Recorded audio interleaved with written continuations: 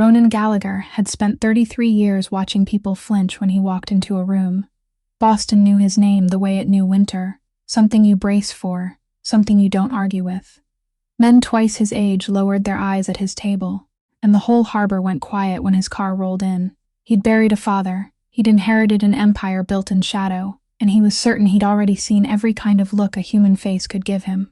Fear, greed, hatred, the desperate smile of someone begging for one more week. So when his little sister Bridget begged him for a solid month to show up to one lunch, one ordinary blind date in the middle of the afternoon, at a quiet restaurant called the Larkspur, he agreed mostly to make her stop calling.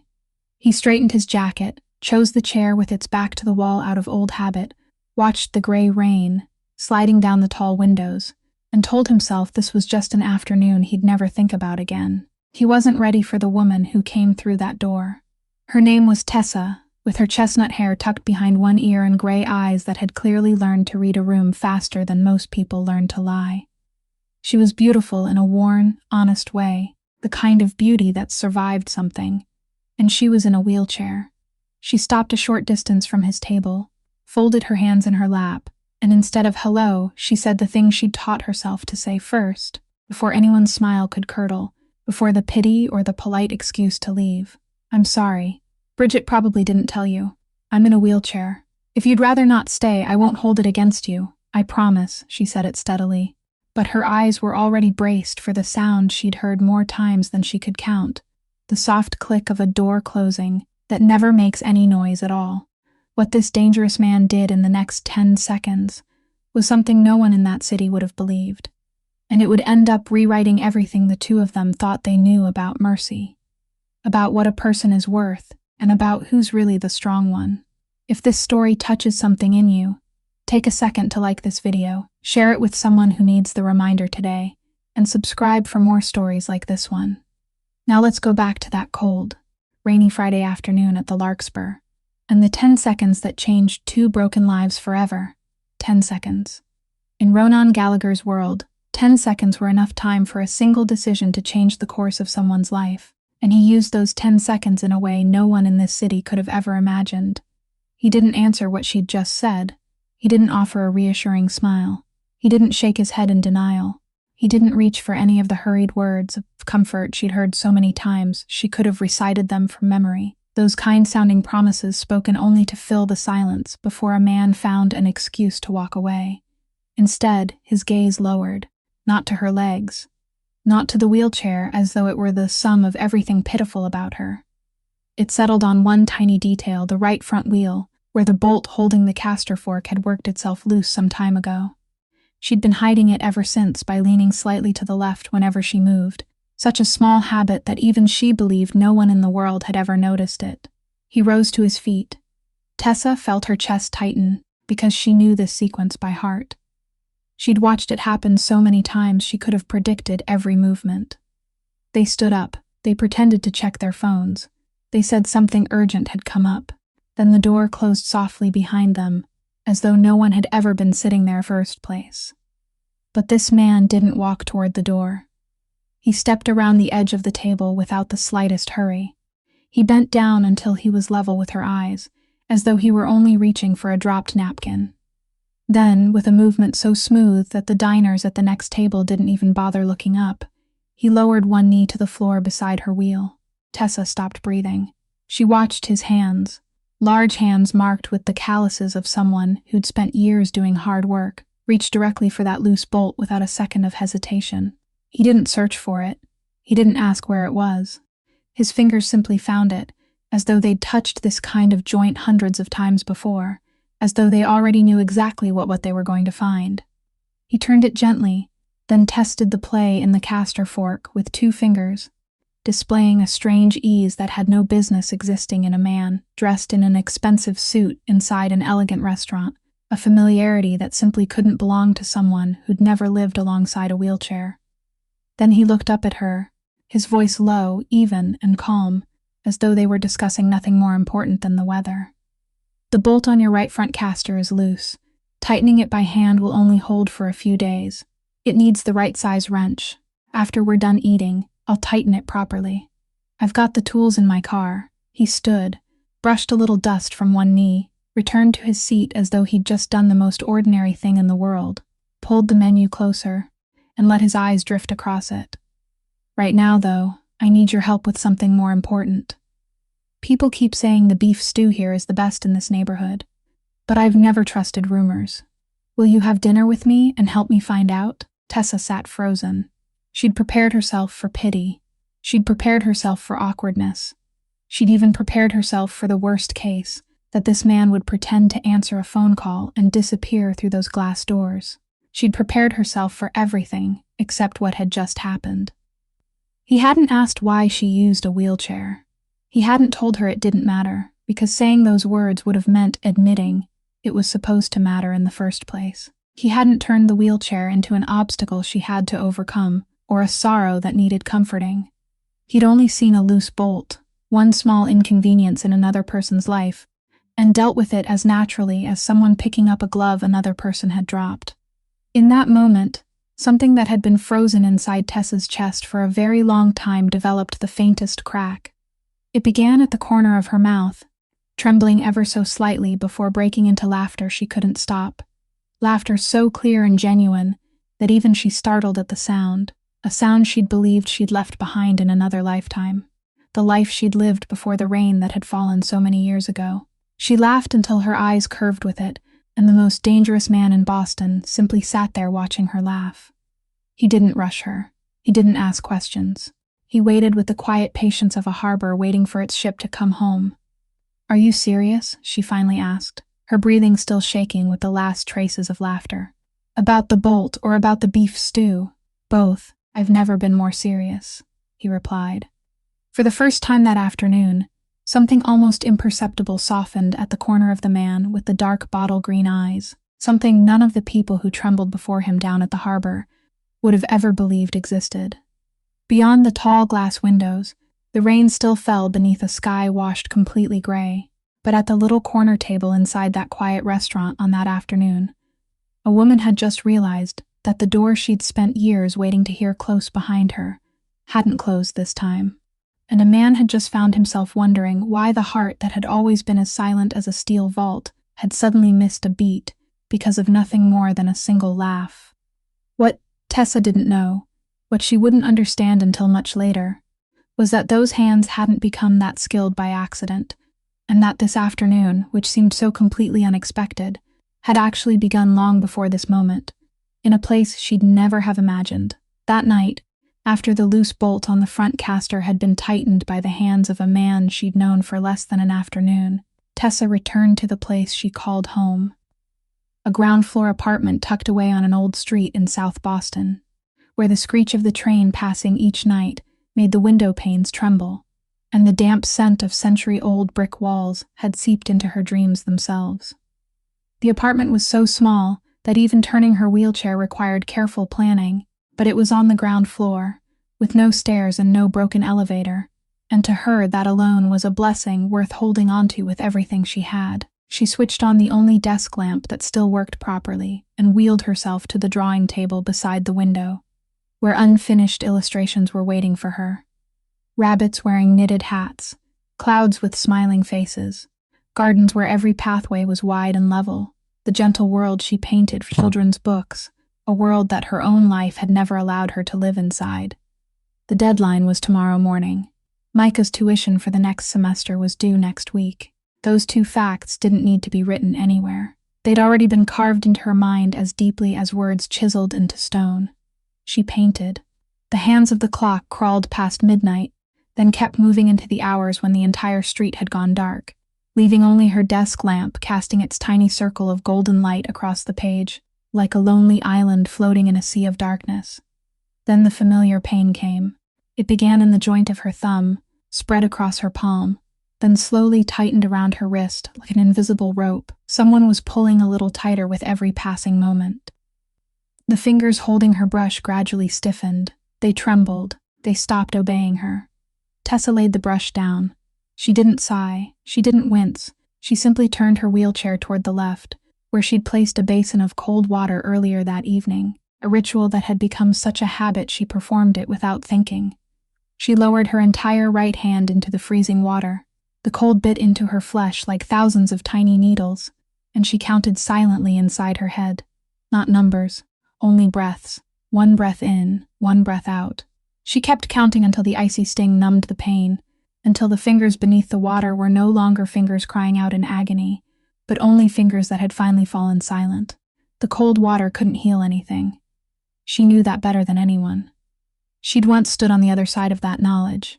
She'd once been the person telling patients not to do things like this. But muscle relaxants were expensive, and if these hands stopped drawing for even one night, her younger brother would come up short. Between her own pain and her brother's future, she'd made her choice long ago. She'd chosen without needing to think, the way people chose to breathe. She lifted her hand from the basin, dried it with the towel she'd draped over the arm of her wheelchair, rubbed it gently until the blood began flowing again, then picked up her brush and continued painting. The rabbit wearing the knitted hat smiled once more from the page, as though nothing at all had happened beneath that small pool of yellow light. While she waited for one layer of color to dry, her eyes drifted absent-mindedly toward the window, where the streetlights filtered through the last traces of the night's rain. Somehow, the image of the man's hands that afternoon returned to her. Those fingers had found the loose bolt without a second of searching, moving with such remarkable familiarity. That ease lingered in her thoughts like a single note out of place in an otherwise perfect melody, and it stirred something inside the memory of a woman who'd once spent her life keeping others alive. Without warning, her mind wandered back to a brilliant white hospital corridor from years ago, back when these hands hadn't held paintbrushes but the instruments that pulled people back from the edge of darkness. There was one shift she'd never truly forgotten. She'd only put it away. A young woman had been rushed into the emergency room, with her life hanging by the thinnest thread, her face pale beneath the harsh lights overhead. Tessa had remained beside her through the longest hours she'd ever known, her hands never trembling even once, holding on to that stranger's life with everything she'd learned, and with everything no textbook could ever teach. She remembered the moment the monitors began to recover. She remembered someone behind her whispering that it was a miracle.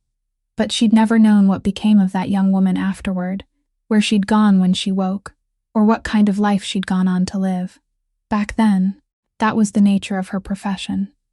You saved a life, then let go and watched it drift back toward its own future, like setting a lantern upon a river in the middle of the night. Tessa gave a faint shake of her head and brought herself back to the present, back to the page before her, and tomorrow morning's deadline. She didn't know why that memory had chosen this particular night to return after lying silent for so many years.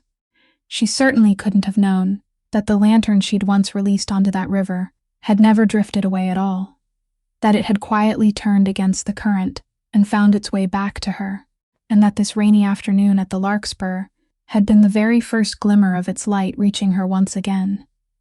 She simply lowered her head and finished drawing the rabbit's smile, while somewhere else in the city, inside an office overlooking the dark harbor, a man was still awake, his fingers moving slowly across the beads tattooed around his wrist, thinking about the sound of a woman's laughter.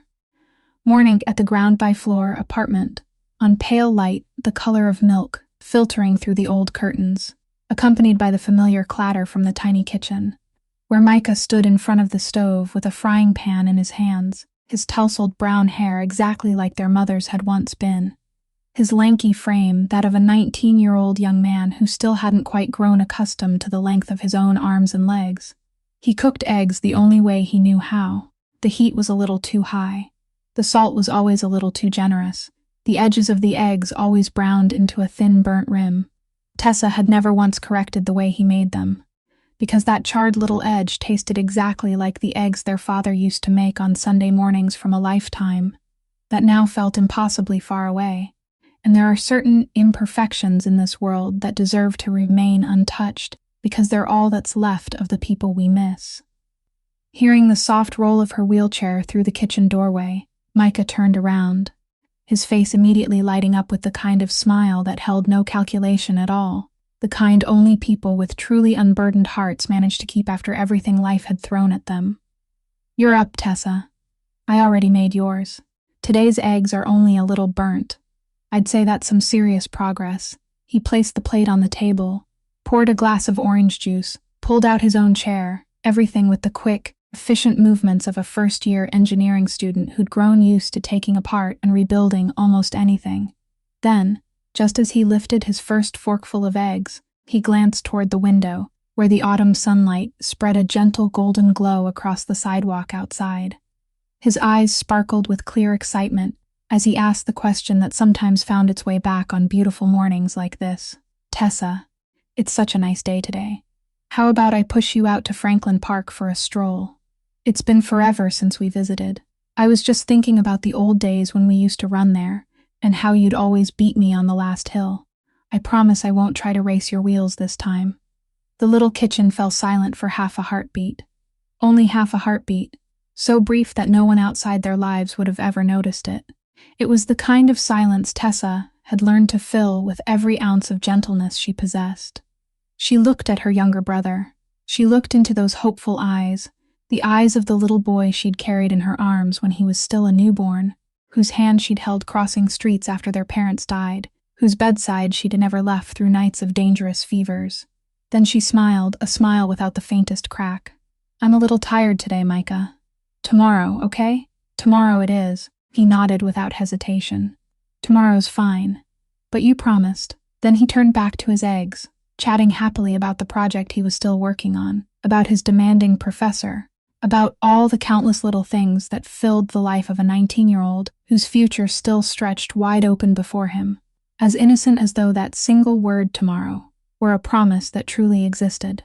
Back then, the doctors had explained everything to Tessa in the precise medical language she understood all too well. The trauma had left uneven gaps in her brother's memory, like a book with random pages torn away. Some of his recent memories would disappear without warning, while much older ones remained perfectly intact.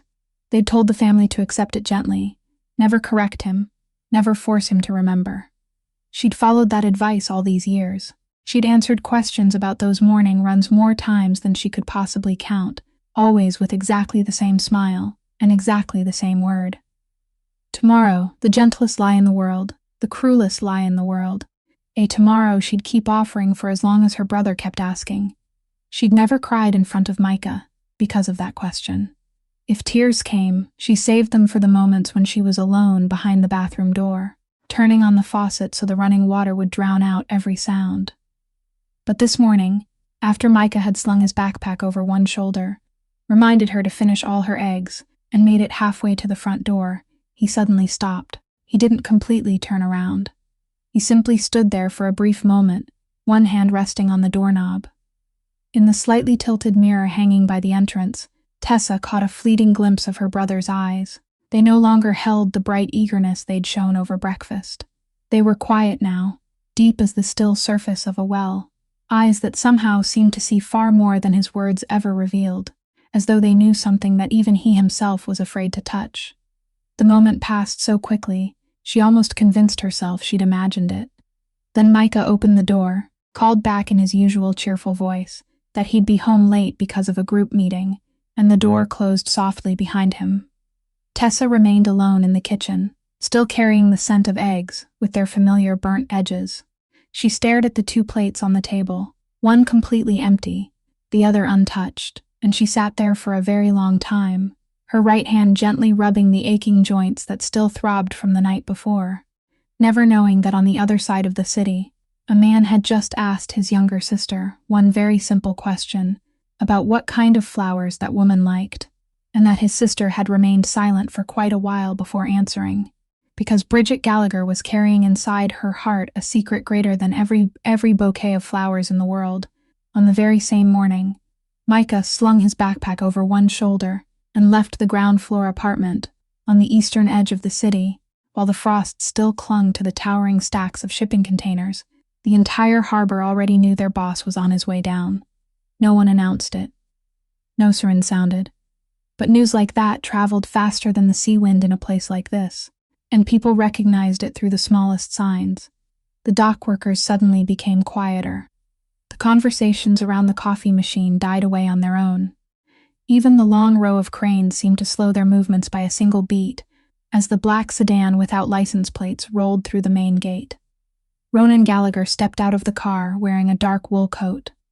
There were no bodyguards shadowing him. He didn't need them. In this kingdom, what protected him wasn't guns or armed men, but something far simpler and far more absolute.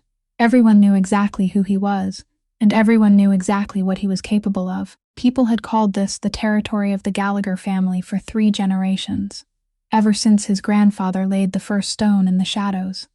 Under Ronan's rule, that kingdom operated according to 3 principles. Every person who worked for him knew by heart, as though reciting a prayer. Never touch the white powder that slowly destroys human lives.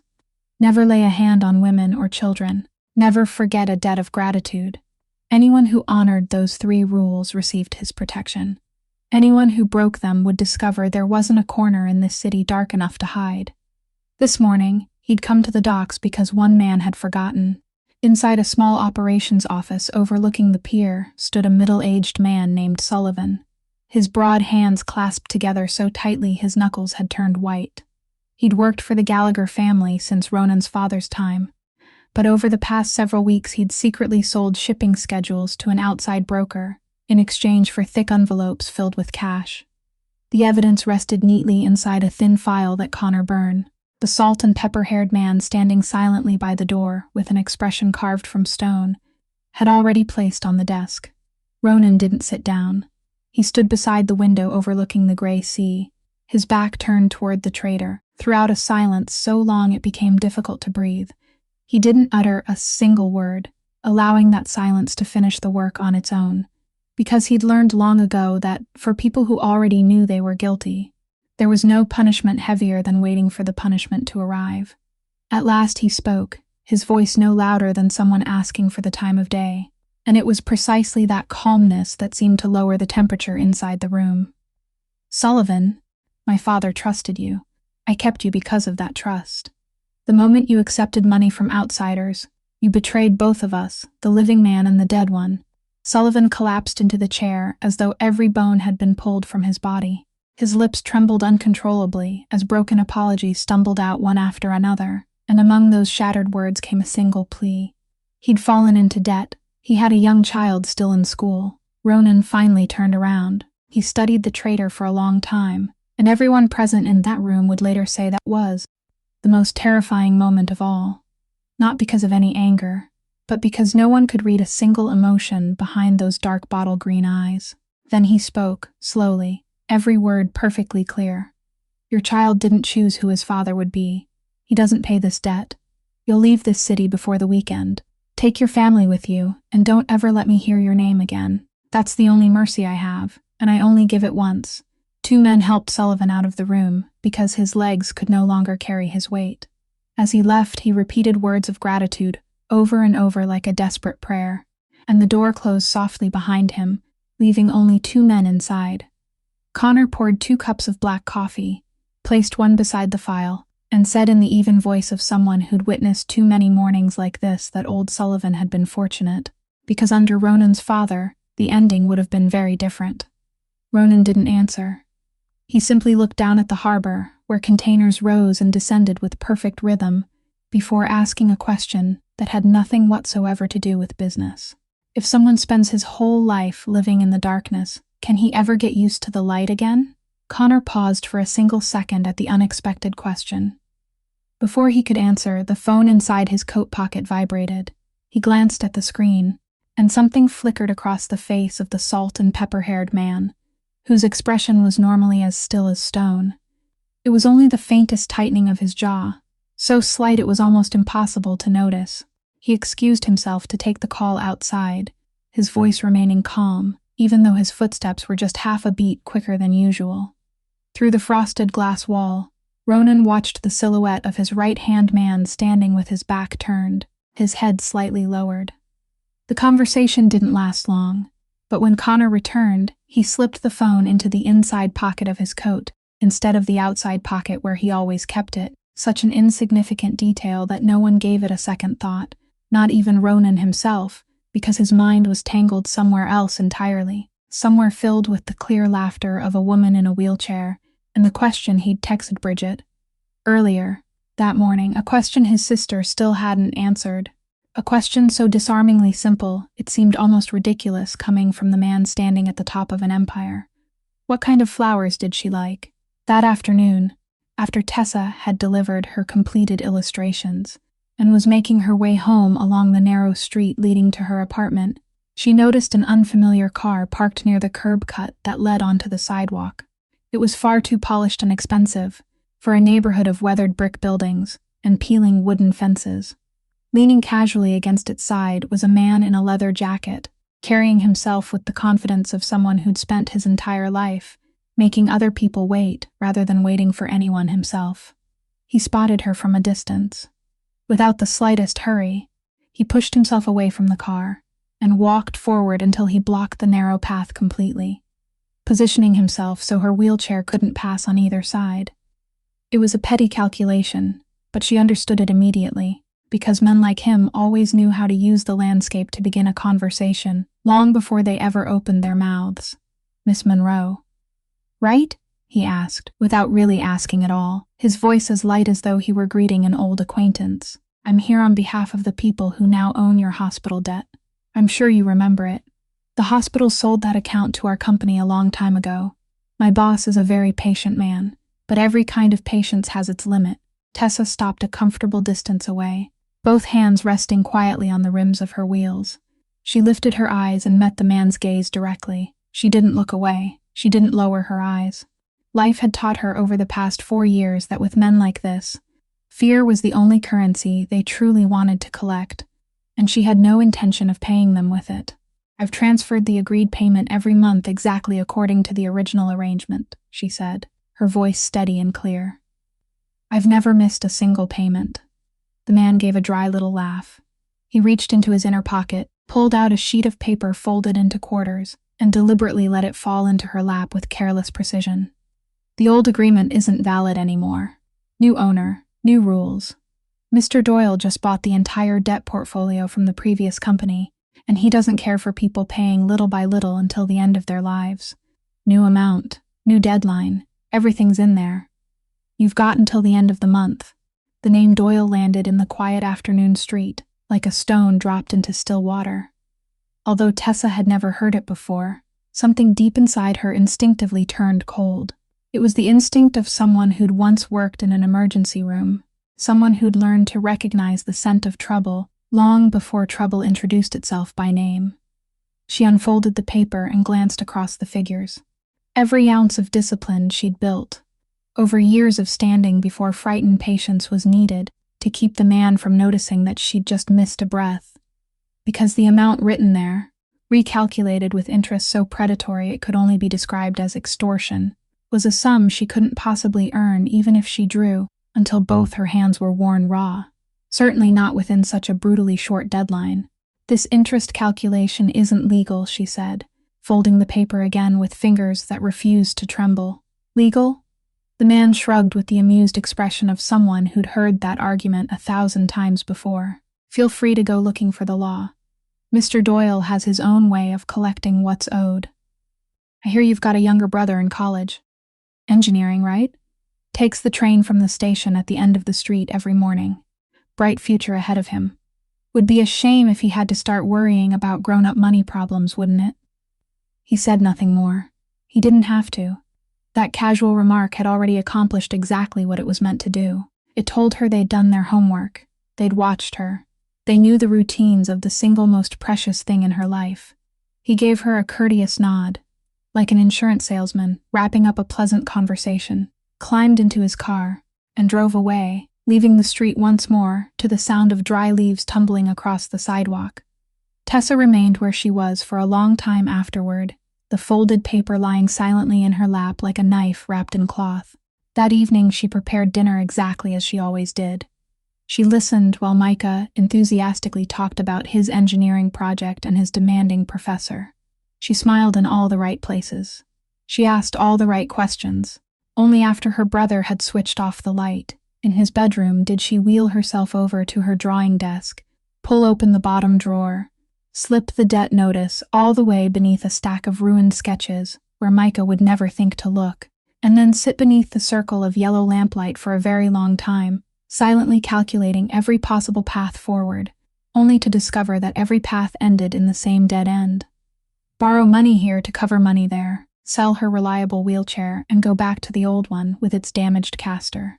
Take on so much extra work that both hands would finally give out completely. She didn't know who Fergus Doyle was. She didn't know that his name had become the greatest thorn in the side of one of the most powerful men on the other side of the city.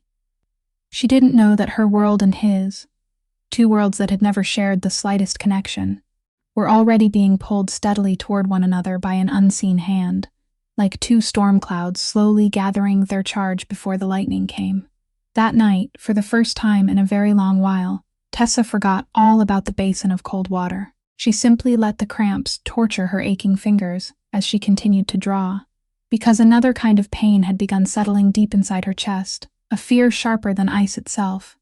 The fear of someone who'd already lost far too much and understood that there was only one precious thing left in her life that could still be taken away.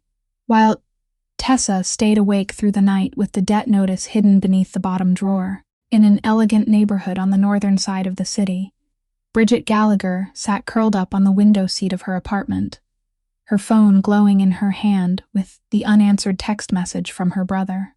It was such an absurdly simple question that it almost made her laugh.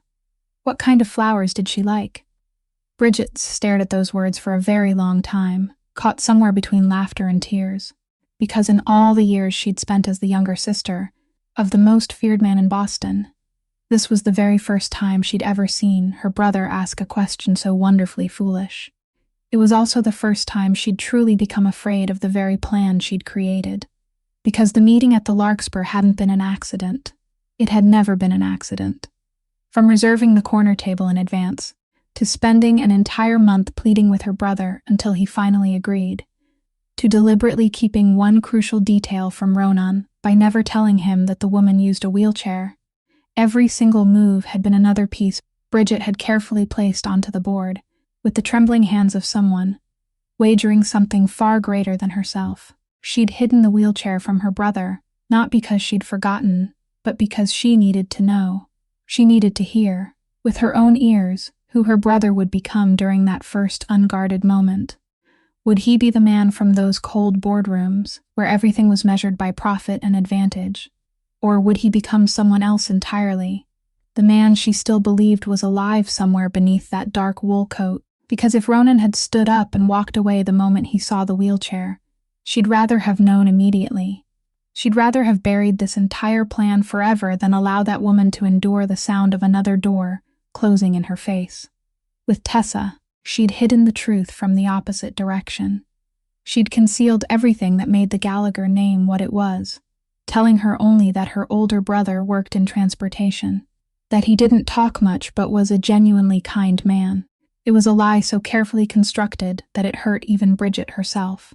Part of the pain came from shame, the same shame that had followed her ever since she was a teenage girl, whenever she had to write her family name on an official form.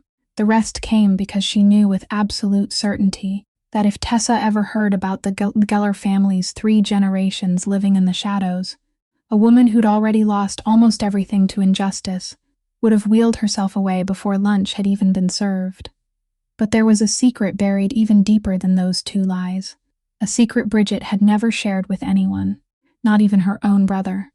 Even her friendship with Tessa hadn't begun by chance. People believed the 2 women had met during the volunteer art program at the Children's Hospital, where Bridget had signed up as a volunteer and happened to be assigned to help the gentle, smiling artist in the wheelchair. The truth was something entirely different. Bridget had known the name Tessa Monroe long before that. She'd spent months following nothing more than a name buried in old memories. She'd traveled all the way to South Boston, simply to stand at a distance and watch that woman paint murals for neighborhood children. The volunteer art class had been nothing more than a bridge she'd built with her own hands, so she'd have a reason to step into the life of the woman whose door she couldn't, and didn't dare, knock on with the truth. Why would a daughter of the Gallagher family spend so much time searching for a struggling artist? Why did Bridget always turn away to hide her reddened eyes whenever she saw Tessa smile?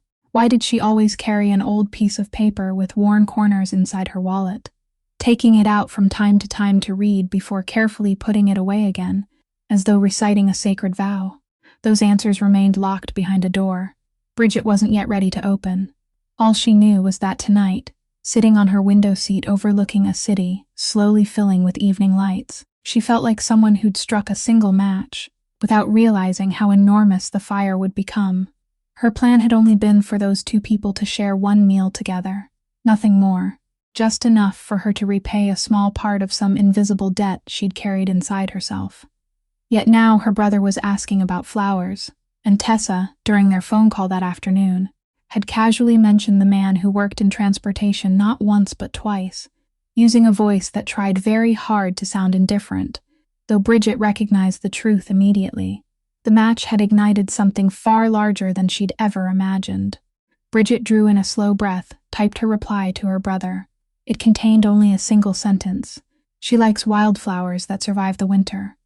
Then she turned off the screen, rested her head against the cold window pane, and whispered words no one else would ever hear. I'm sorry to both of you, but I couldn't find a better way. There are debts people can't repay with money. They can only repay them with their whole heart, and this is the only clumsy way I know how to repay mine. The invitation arrived on a quiet weekday morning, as simple as the man who'd sent it.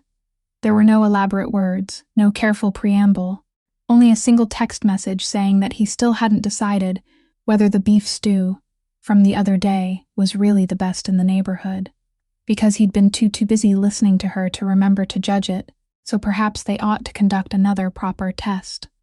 Tessa sat staring at those few lines much longer than she needed to. She reminded herself about the folded notice hidden beneath the bottom drawer. She reminded herself of every reason she ought to say no. Yet in the end she typed a single short word. Yes, because once a door inside the human heart has been opened even the smallest crack, the wind somehow always finds its own way in. This time he arrived first. Waiting on the table was a small bouquet unlike any she'd ever received before. There were no velvet roses, no elegant lilies, only simple wildflowers in shades of white and violet, still carrying traces of the morning dew, the kind of flowers stubborn enough to bloom beside old stone walls throughout the winter. When she softly asked why he'd chosen those flowers, he answered only that he'd heard there were flowers capable of surviving the winter, and left it there without another explanation. Tessa lowered her eyes, hiding a flicker of confusion among the delicate blossoms, never knowing that answer had first passed through someone else's hands before reaching him. The meal stretched on as though time itself moved more slowly inside the restaurant than it did outside on the streets, and the conversation unfolded naturally, like a ball of yarn rolling freely across the floor. She told him about her work, about the rabbits wearing knitted hats and the gardens without staircases that filled her illustrations. When he asked why every pathway in her paintings was always so wonderfully wide, she smiled and answered, "If I'm allowed to create a world, why wouldn't I make it fit everyone?" He remained silent after hearing those words for so long that she wondered if she'd said something foolish. In truth, he was only thinking that in all his life he'd never heard anyone define power in such a beautiful way. The power to shape a world, and choosing to use that power simply to make the path wider for everyone else. She told him about her afternoons in the children's ward, and her entire face seemed to brighten, as though someone had turned another light on inside her.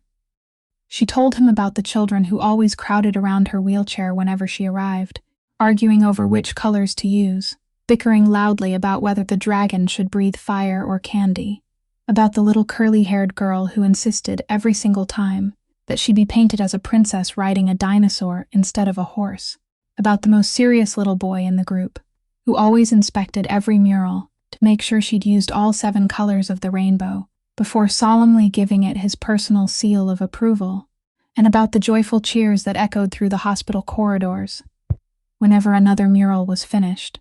Those crystal-clear bursts of laughter, she said, were the greatest salary she'd ever earned in her entire life. Ronan listened in a way she'd never seen anyone listen before. He didn't nod politely out of habit. He didn't wait impatiently for his own turn to speak.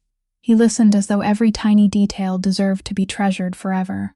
Every now and then he'd ask a question at exactly the right moment, and each one let her know he hadn't missed a single word she'd spoken.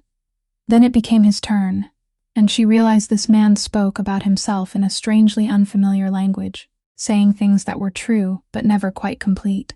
He told her he worked in transportation, that cargo came and went through the harbor, that his work demanded more nights than days, that at its heart his job was simply making sure everything reached where it was supposed to go. Whenever she gently asked for more, he answered with graceful detours before guiding the conversation somewhere else so naturally that almost no one would have noticed. Almost no one. Because Tessa noticed. She simply chose not to ask any further. Yet there came one brief moment when that invisible wall lowered on its own. It happened when she noticed the tattoo of a rosary wrapped around his left wrist as he reached for the teapot. She asked about it, not with curiosity, but with the quiet tenderness of someone who understood every tattoo carried a story. Ronan lowered his eyes to his wrist for a long moment before speaking, his voice dropping into a deeper register. His mother had owned a wooden rosary, whose beads had grown smooth from passing through her fingers every single evening. She'd been the only person in the world who'd never been afraid of him and never stopped worrying about him. She died while he was still young. The real rosary remained locked inside his safe, but he'd had this one tattooed onto his skin, so the only thing she'd left behind could never be taken away by anyone, not even by himself during the darkest days of his life. He stopped there, as though he'd reached the edge of a cliff, too deep to cross.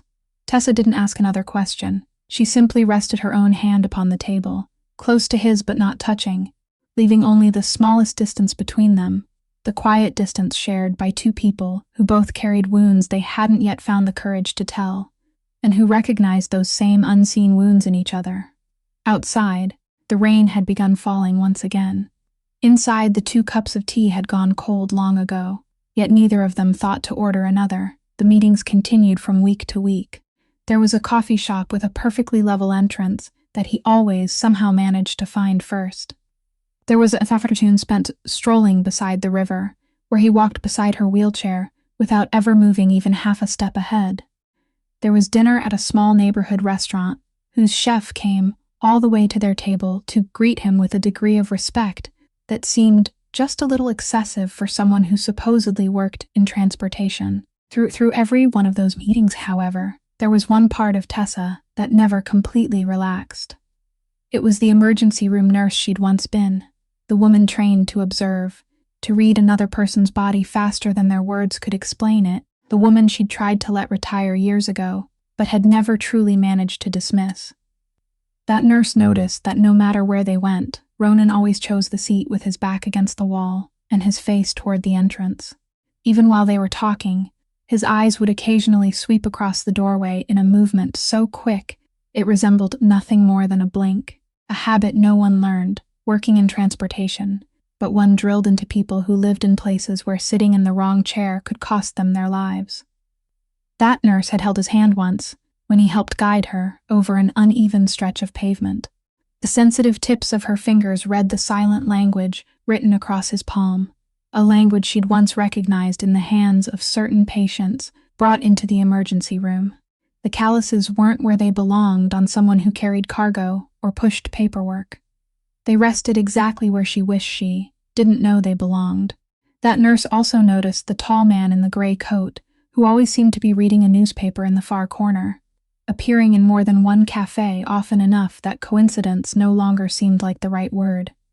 She noticed, too, the afternoon Ronan reached to catch a coffee cup before it fell, and his shirt sleeve slipped just enough to expose a long, narrow scar along his side. Her professional eyes recognized the pattern of healed tissue instantly. It wasn't surgical. It wasn't the result of an industrial accident. When she asked about it without thinking, he calmly pulled his sleeve back into place and answered with only 3 words.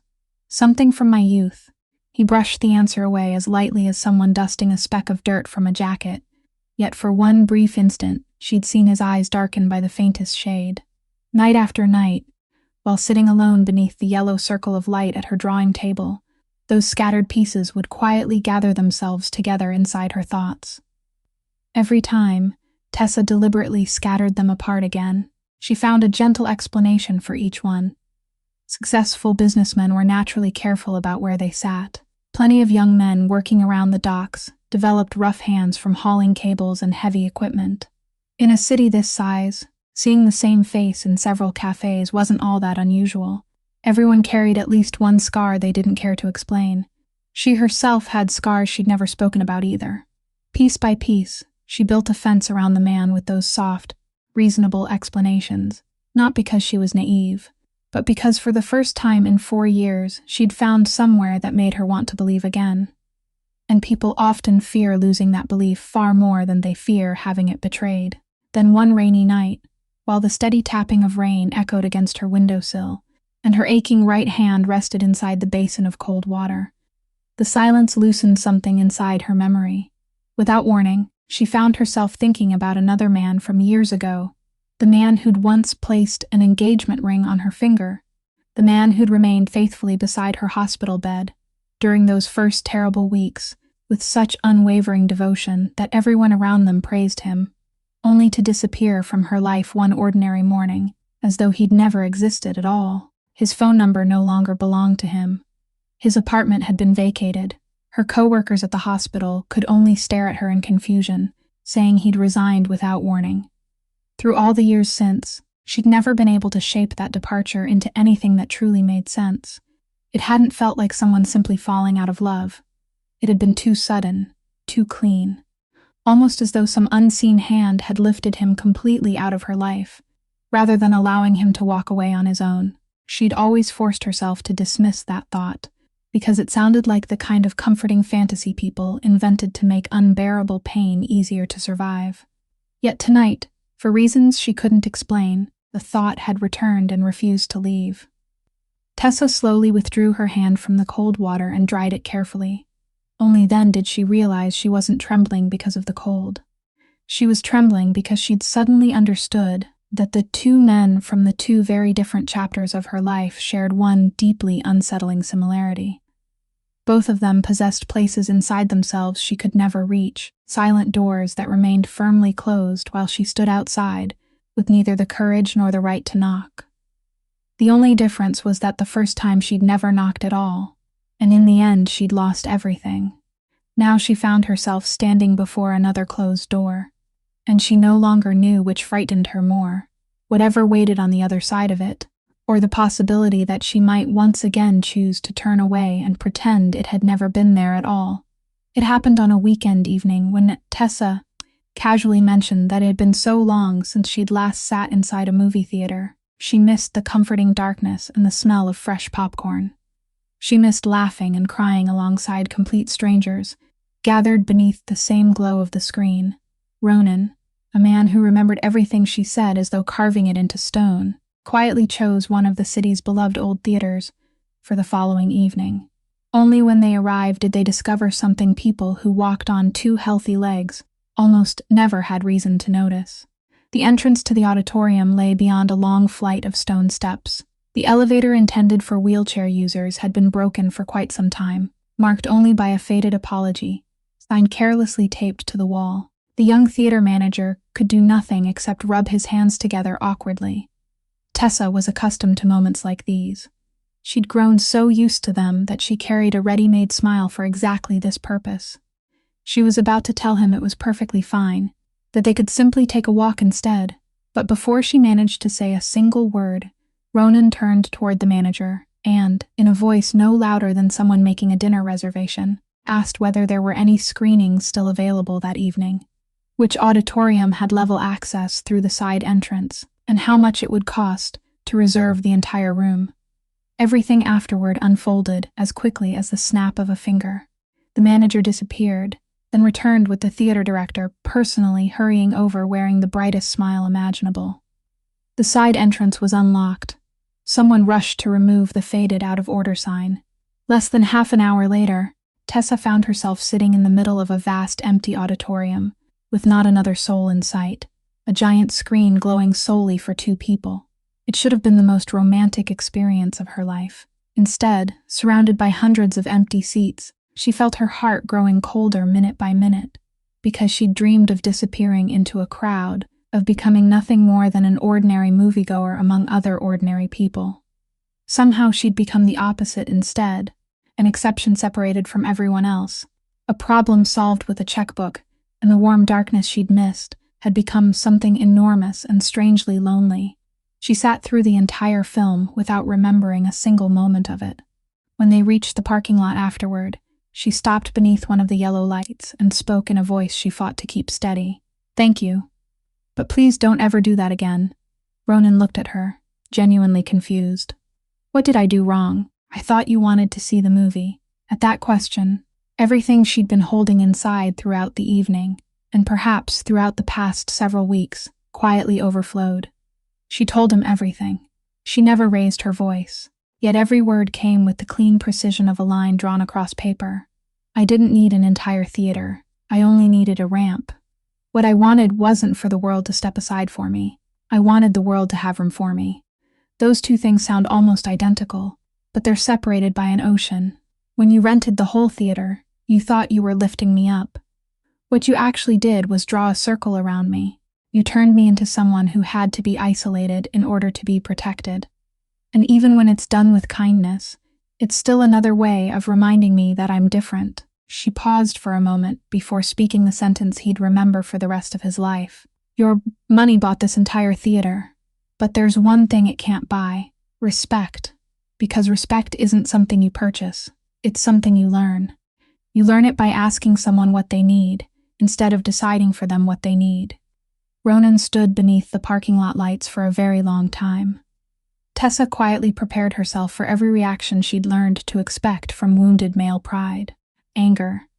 Excuses, a dismissive shrug before walking away. The man standing before her did none of those things. He simply remained there, absorbing every word like a great stone standing against the sea. Then he did something that surprised her even more than the afternoon he'd knelt beside her wheelchair to tighten the loose bolt. He lowered his head, only slightly, but unmistakably.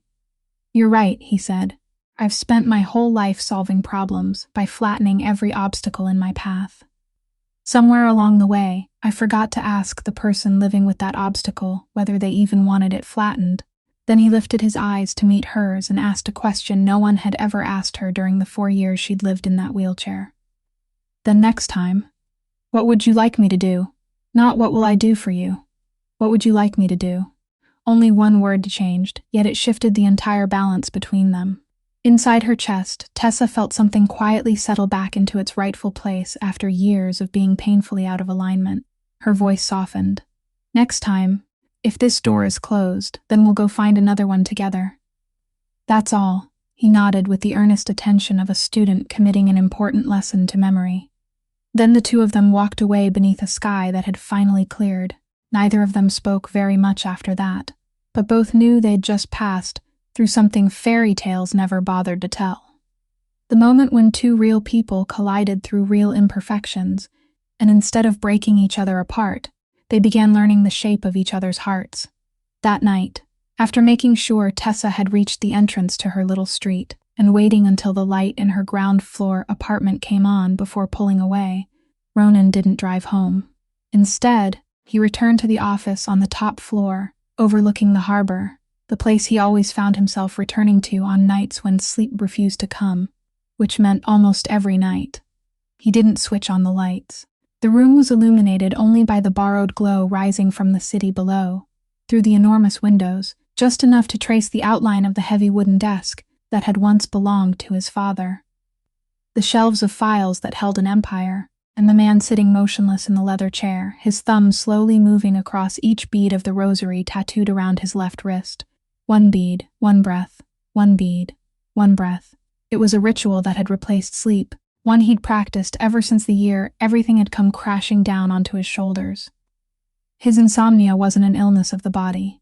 He knew that better than anyone. It was the tax memory collected every single night, because the moment he closed his eyes, this office became the office from years ago. The same wooden desk, the same view overlooking the harbor, the same place where his father had stood listening, while his hot-headed young son passionately argued that the shipment scheduled for that night should be rerouted along the southern route to avoid a newly assigned patrol. On paper it had been brilliant reasoning. Every calculation had been correct. Every piece of logic had pointed in the same direction, except that the southern route was precisely where the trap had already been waiting. His father, a man who distrusted everything in life except his own son, had nodded his agreement. The world called it a perfectly orchestrated assassination, carried out by an unseen enemy. People comforted him by saying no one could have predicted it, that the mastermind behind the ambush was the one truly responsible. Rationally, he knew every one of those things was true. Yet another courtroom assembled every night beneath his breastbone, where the only judge was himself, and the verdict never changed. If you hadn't opened your mouth that night, he'd still be alive. So he stayed awake. He stayed awake to avoid standing trial in that courtroom inside his dreams. He stayed awake, moving through the beads of the rosary the way his mother once had. His mother, who'd begged him to cleanse the Gallagher name before leaving this world herself, spared the agony of watching her husband die because of one sentence spoken by her own son.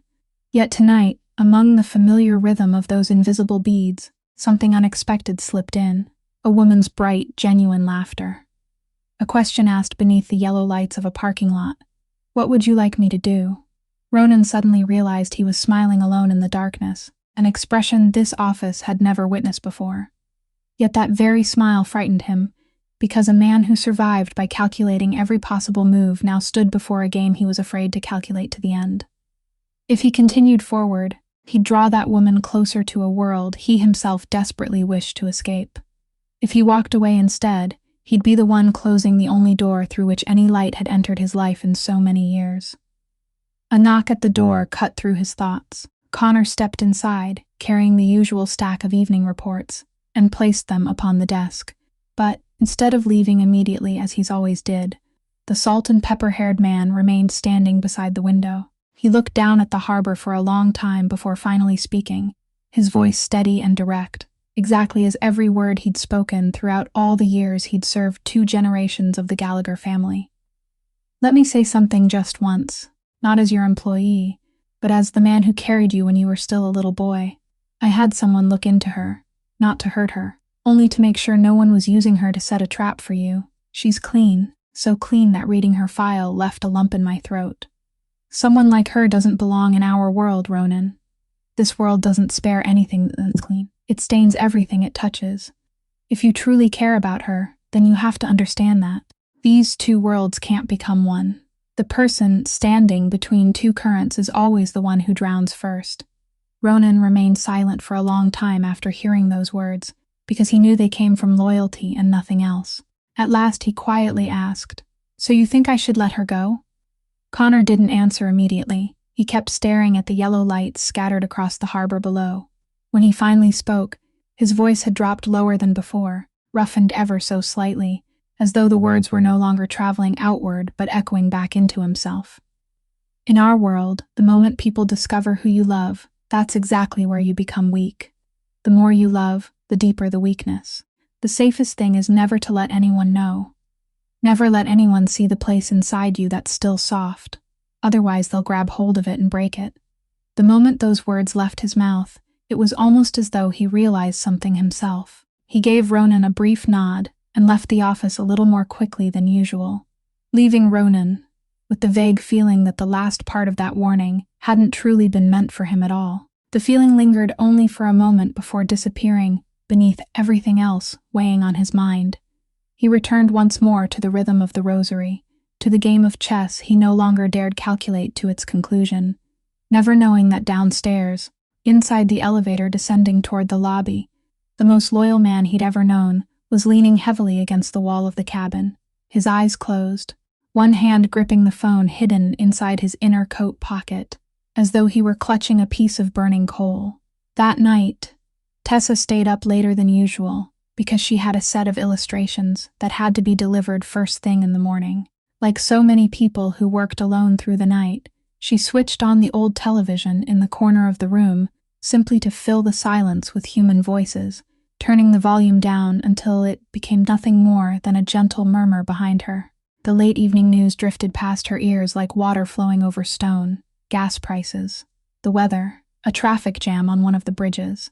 Then 3 words pierced straight through that comfortable haze and struck her squarely in the chest. Gunfire, harbor, Gallagher.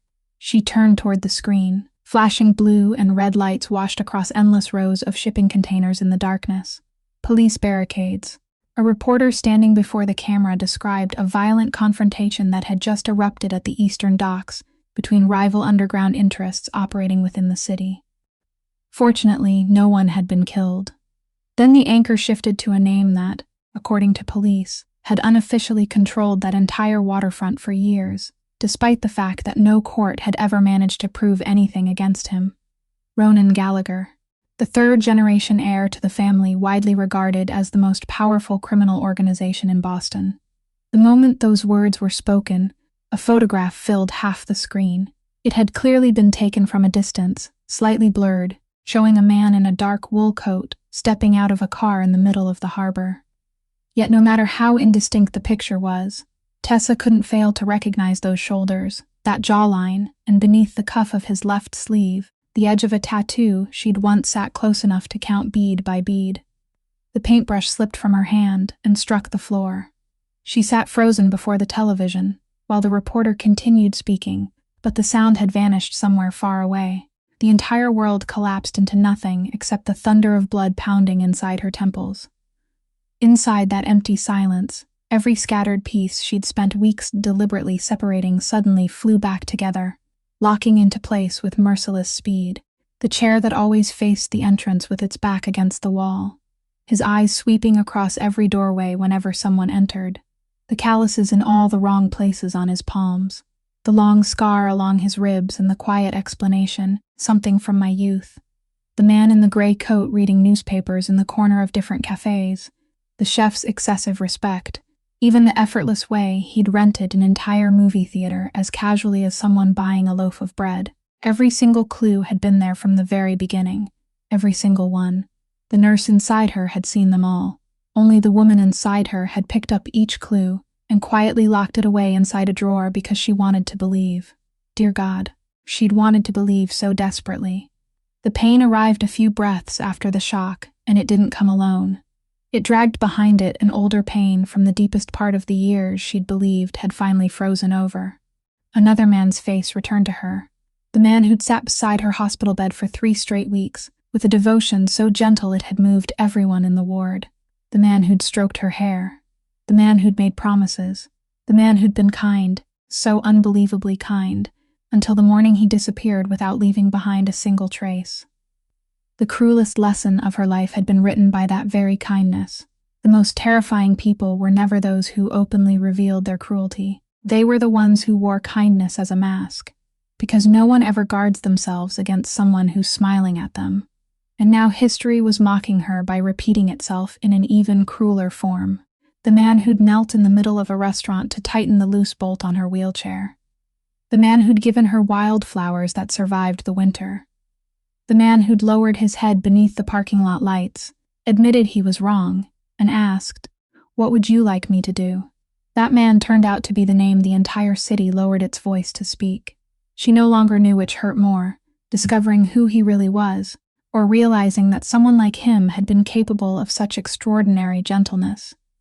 Because if the most genuine kindness she'd touched in 4 long years had grown out of darkness itself, then by what measure was she ever supposed to judge another human heart again?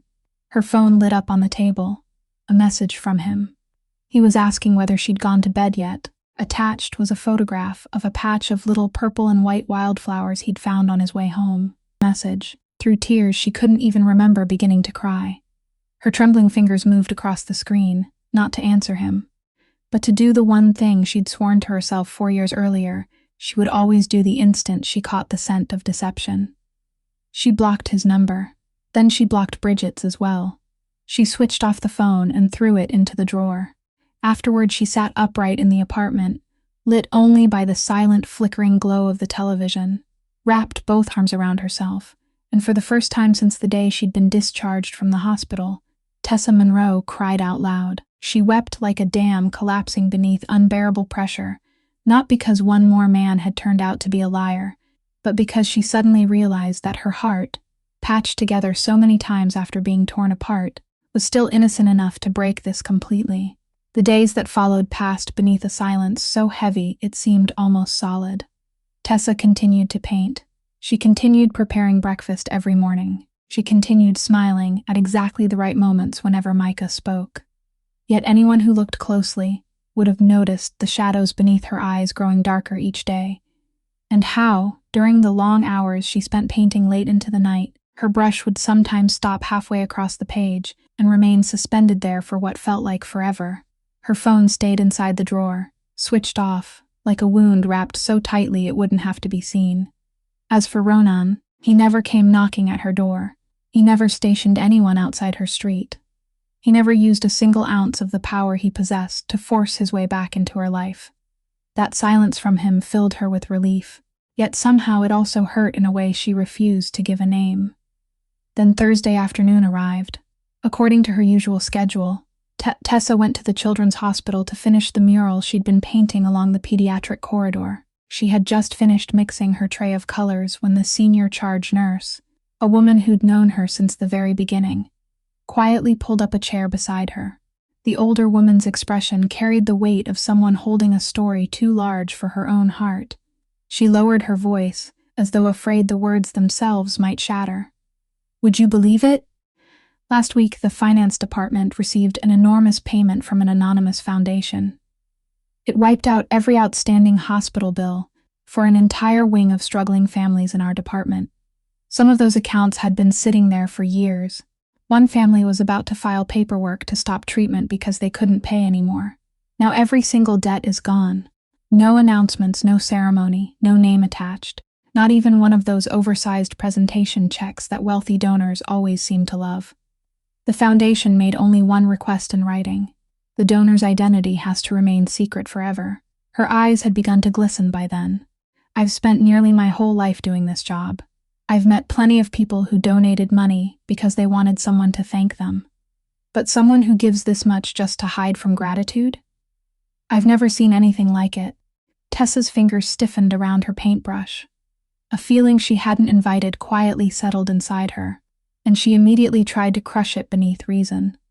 There were countless wealthy people in this city, she reminded herself. It could have been anyone, but instincts don't survive on reason. They survive on details. And the detail arrived only moments later, when the senior nurse sighed softly before continuing. The strangest part is that the foundation also included a separate grant asking the hospital to repair the wheelchair lift at the side entrance. You know the one. It's been broken forever. Nobody's ever paid the slightest attention to it.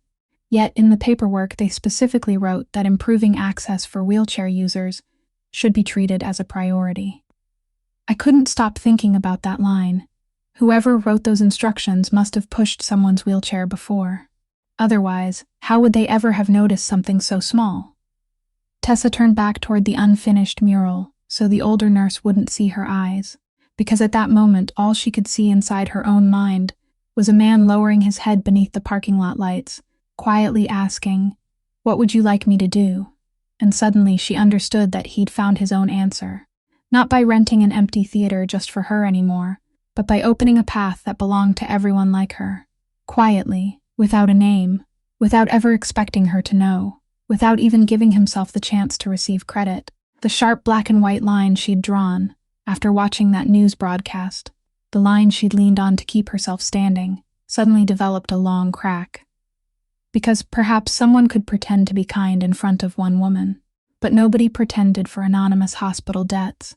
Nobody pretended for a wheelchair lift, tucked away at a forgotten side entrance that they themselves might never use for the rest of their lives. That night, when she stepped outside to bring in the paintings she'd left to dry in the evening air, Tessa noticed a small cardboard box resting neatly beside her front door. There was no delivery driver, no ringing doorbell. She picked it up and opened it. Inside lay a complete set of spare bolts made specifically for her model of wheelchair, along with a perfectly sized wrench. Everything had been arranged with the same careful orderliness as instruments inside a medical kit. Folded at the bottom of the box was a single handwritten note. The handwriting was straight and firm. It contained only a few simple lines. "I'm not asking you to open the door. I just don't want your wheel to come loose again, whether I'm there or not. My number hasn't changed. If one day you ever need anything, at any hour, it'll still ring." Tessa stood outside her front door for a very long time, with the box resting across her lap, while the cool breeze of early autumn drifted through the old neighborhood. Before going back inside, she found herself doing one small thing she couldn't even explain to herself. She opened the drawer. She switched her phone back on, Then she opened the blocked contacts list and removed exactly one number. Only one.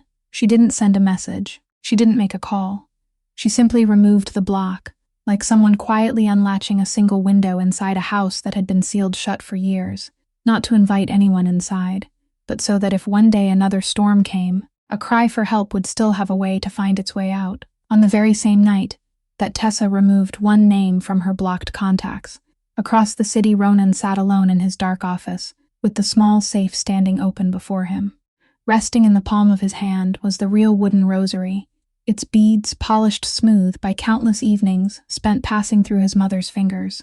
He only opened the safe to take it out on nights when the tattooed copy around his wrist was no longer enough, and tonight was one of those nights. A night when memory didn't bother knocking before entering. It simply flooded in. He'd been very young when his mother fell ill, still at that age when people believe their parents are mountains that can never wear away. Her illness belonged to the kind that medicine at the time could offer only the narrowest sliver of hope, an experimental treatment overseas so expensive it left people struggling to breathe just hearing the price. Money had never been a problem for the Gallagher family. It never had been. His father had paid the deposit that very night. Yet the following morning, the frail woman lying in the hospital bed called both father and son into the room. She took her husband's hand and spoke in the gentle voice that never allowed anyone to argue with her. She said she knew exactly where every dollar of that money had come from gambling debts that had stolen people's homes, from interest payments that strangled those already desperate, from shipping containers no one was ever allowed to ask about. She said she'd spent her whole life closing her eyes and living upon that money, because she'd loved one man with all her heart, but she didn't want to prolong her own life by even one more day using it. "Let this body stay as clean as it still can," she whispered. "Let me leave this world that way," his father had shouted. He'd smashed furniture inside the room. He'd fallen to his knees, begging his stubborn wife to change her mind. She'd only shaken her head. During those final weeks, when his father could no longer bear staying in the hospital and buried himself in work instead, Ronan became the one who spent the most time beside her bed. There, inside a room, carrying the scent of medicine mixed with the fragrance of wildflowers, someone had gathered from the hillside. She slowly passed this very rosary through her fingers before placing it into her son's hand. She looked directly into his eyes with eyes that had grown deeply sunken, yet still held an extraordinary light. Then she spoke the words that would become the backbone of his entire life. "I won't live long enough to see it, but you will. Wash the Gallagher name clean. I don't need you to become a saint. I only need one day. When people hear our family name, other mothers won't feel the need to pull their children closer. Promise me," and he had promised. He'd promised through the tears of a young son, who couldn't possibly understand the weight he'd just accepted upon his shoulders. Then she'd gone, as softly as the final breath of someone who'd spent an entire lifetime holding it in. He'd believed that promise would be fulfilled, little by little, alongside his father, until the night 4 years earlier, the night of the southern route and the carefully prepared ambush, the night that transformed him into the head of the family inside a room filled with waiting men. What no one but Ronan ever knew was that he'd almost walked away.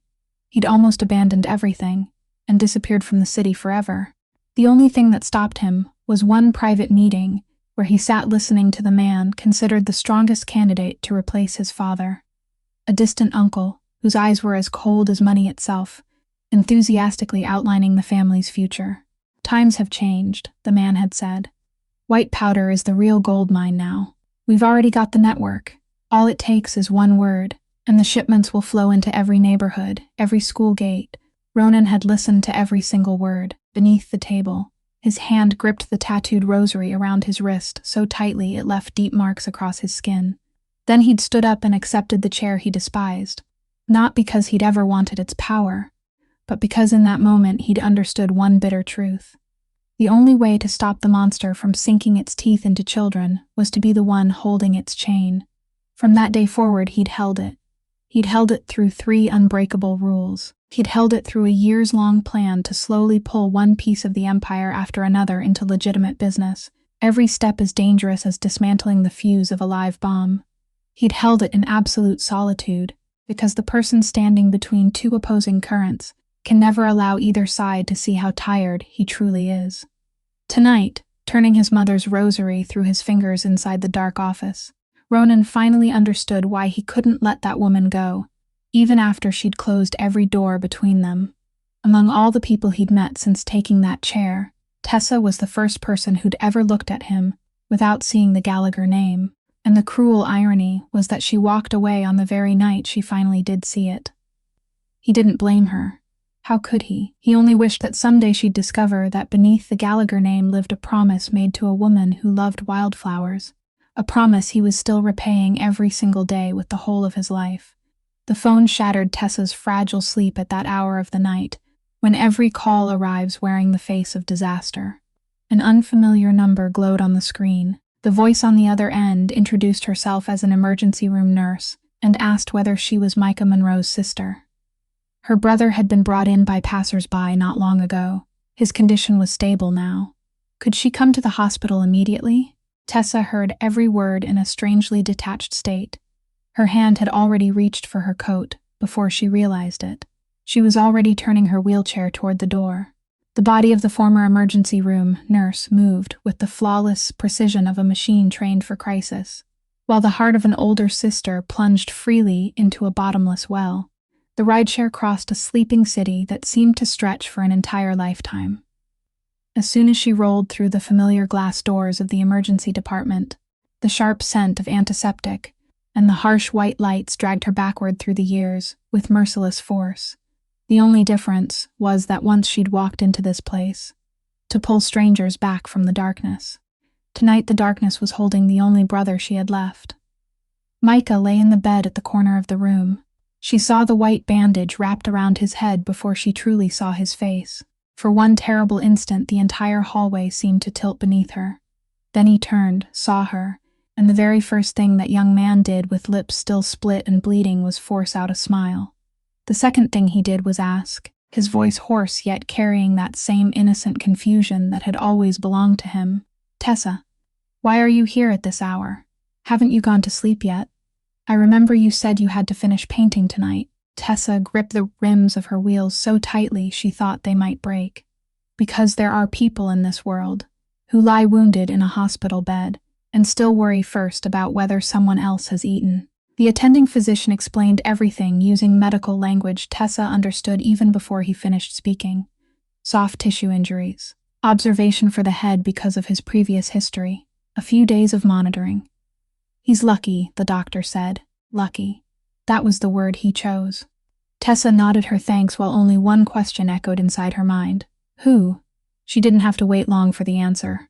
Once they were alone, Micah stared at the ceiling for a very long time before beginning to speak. His voice grew quieter and quieter, like someone making a confession. Tuition had gone up this semester. He'd noticed how thin she'd become lately. Every night her desk lamp stayed on until nearly dawn. She always hid her right hand behind her back whenever he looked at her. Then someone near campus had told him about a place where students could borrow money quickly without collateral. He'd thought he was grown up now. He could work part-time. He'd pay it back himself. He'd only meant to borrow a small amount. But the papers they'd given him to sign had been filled with tiny lines of print, and that small loan kept growing week after week, like some living creature. By the time he could no longer keep up, they'd been waiting for him tonight on the deserted road behind the dormitory. "They didn't take anything," he whispered. "They only told me. Tell your sister. Mr. Doyle doesn't like waiting for anyone more than twice." The name fell into the hospital room, and Tessa felt the blood inside her veins turn to ice. Doyle, the same name written across the demand notice hidden beneath the bottom drawer at home. They had surrounded both brother and sister from opposite directions, without either of them realizing it. Yet what hurt her even more than that name was what Micah said next. He turned his face toward the darkness beyond the window and spoke so softly she almost didn't hear him. "I'm sorry, I just wanted, just once, to carry something for you instead. I know, Tessa, don't think I don't know. If you hadn't been driving me to that exam that day, you wouldn't be sitting in that wheelchair now. I owe you both your legs. I owe you that, Tessa. And I don't know how I'll ever repay it." Tessa went completely still. For all these years she'd believed. She'd comforted herself with the thought that the empty places in her brother's memory had been a blessing. that at least the accident itself had been torn from the pages of his life. But the page had never disappeared. Micah had simply folded it closed with his own hands and pretended all these years, just as she herself had pretended every time she'd smiled and said tomorrow. 2 siblings, 2 gentle liars, each carrying the same unbearable pain, while believing they were carrying it for the other. She took his hand and said nothing, because every word in the world was smaller than the silence between them. She remained beside him until Micah finally drifted to sleep. Then she wheeled herself out into the deserted hallway, where the white light stretched her shadow long across the polished floor. She took out her phone. Inside her contacts, her finger came to rest upon the only number she'd removed from the blocked list on the night she'd found the box of spare bolts outside her door. She stared at the name for a long time, thinking about every reason not to call. Every one of them was still there. Every one of them remained true. Then she thought about the white bandage wrapped around her brother's head. She thought about the name Doyle, and the words more than twice. In that moment, Tessa understood a truth that only people with nowhere left to turn ever truly understand. Pride is a luxury reserved for those who still have something else left to lose. She pressed the call button and lifted the phone to her ear. On the other end of the line, deep in the middle of the night, it rang only once before someone answered. He didn't ask why she'd called after so many weeks of silence. He didn't ask why she'd chosen this hour of the night.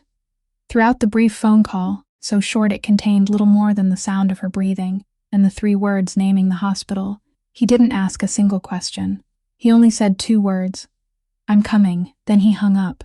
What followed happened so impossibly quickly for a city this large that, before Tessa could truly comprehend it, she saw the broad-shouldered man in the dark wool coat, striding through the glass doors of the emergency department, raindrops from the night storm still clinging to his hair.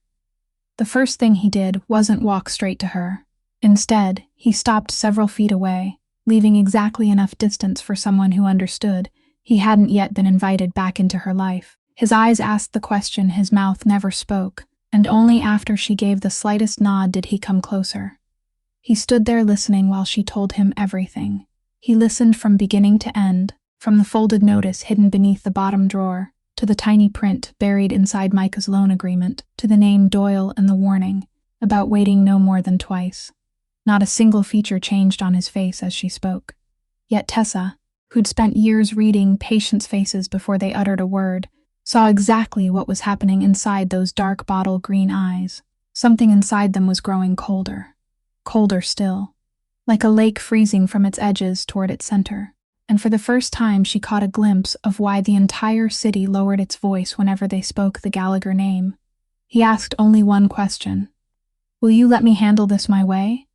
After one long glance through the doorway toward the room, where her brother slept with a white bandage wrapped around his head. Tessa nodded. She never learned exactly what happened that night. She pieced it together only much later from scattered fragments. There had been a meeting arranged just before dawn inside a neutral warehouse, governed by the unwritten laws of the underworld. Ronan had arrived with only Connor and a leather briefcase. Across the table waited Fergus Doyle's representatives, wearing the confident smiles of men convinced they held the stronger hand. Those smiles slowly disappeared after Ronan opened the briefcase. The story would later be told in voices filled with awe. He placed on the table every dollar of both debts, principal and accumulated interest, all paid from his own personal accounts, every cent fully traceable to him rather than to the Gallagher family, together with a debt cancellation document already prepared, requiring nothing more than a signature. Then he spoke one sentence that carried more weight than any threat. "Go back and tell Mr. Doyle that from this moment forward the Monroes are under the protection of Ronan Gallagher. Anyone who touches them has chosen to touch me, and I'm different from my father in every possible way except one. No one lays a hand on my people twice. The papers were signed. The money was counted." The meeting ended before sunrise, without a sound louder than the snap of the leather briefcase closing. Yet what remained carved forever into Tessa's memory wasn't the disappearance of the debt. It was what happened shortly before dawn, when Ronan returned to the hospital, handed her the signed cancellation papers, and instead of allowing her to drown in gratitude, pulled up a plastic chair and sat down until he was level with her eyes in the deserted hallway. Then he spoke words no man had ever spoken to her before. Before you thank me, you deserve to know exactly what happened tonight. That money is clean. The way I solved this isn't. I didn't report Doyle's predatory loan operation to the police like an ordinary citizen would, because that road is too slow, and men like Doyle have more than enough lawyers to twist it. I used the weight of the name you fear as a shield to protect you. That means I just pulled you closer to the very world I should have been keeping you away from. I'm not telling you this to make you feel guilty. I'm telling you because another man once hid the truth from you, and I swore I'd never become the second one. This is who I really am, Tessa. I'm a man trying to crawl out of the darkness, but I haven't made it out yet. What I did tonight isn't clean by your standards, and maybe it won't be for a very long time. The only promise I can honestly make is this. Every day I'll take one more step toward the light. How far I finally get, and whether you want to see me waiting at the end of that road, that's entirely your choice. After saying those words, he stood up, placed a container of hot porridge from the only restaurant still open at that hour on the small table beside her, gently reminded her to eat, because dawn was almost here and Micah would need his sister strong, then walked toward the exit without lingering for even a moment in hopes she'd ask him to stay. Tessa remained seated there, watching the dark outline of his coat disappear beneath the white hospital lights, the warmth of the porridge cradled in her hands, while her heart struggled with something she'd had no name for during the past 4 years. She suddenly realized there are people in this world who never ask for your trust. Instead, they quietly place the truth into your hands, both its light and its darkness, then step back and wait for your judgment. And that power, the power to know everything and still be free to choose for yourself, was the greatest gift she'd received since the day she began living in that wheelchair.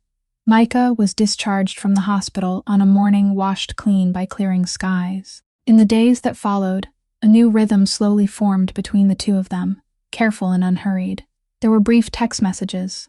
One afternoon, Ronan stopped by only long enough to drop off vitamins for Micah before quietly leaving again.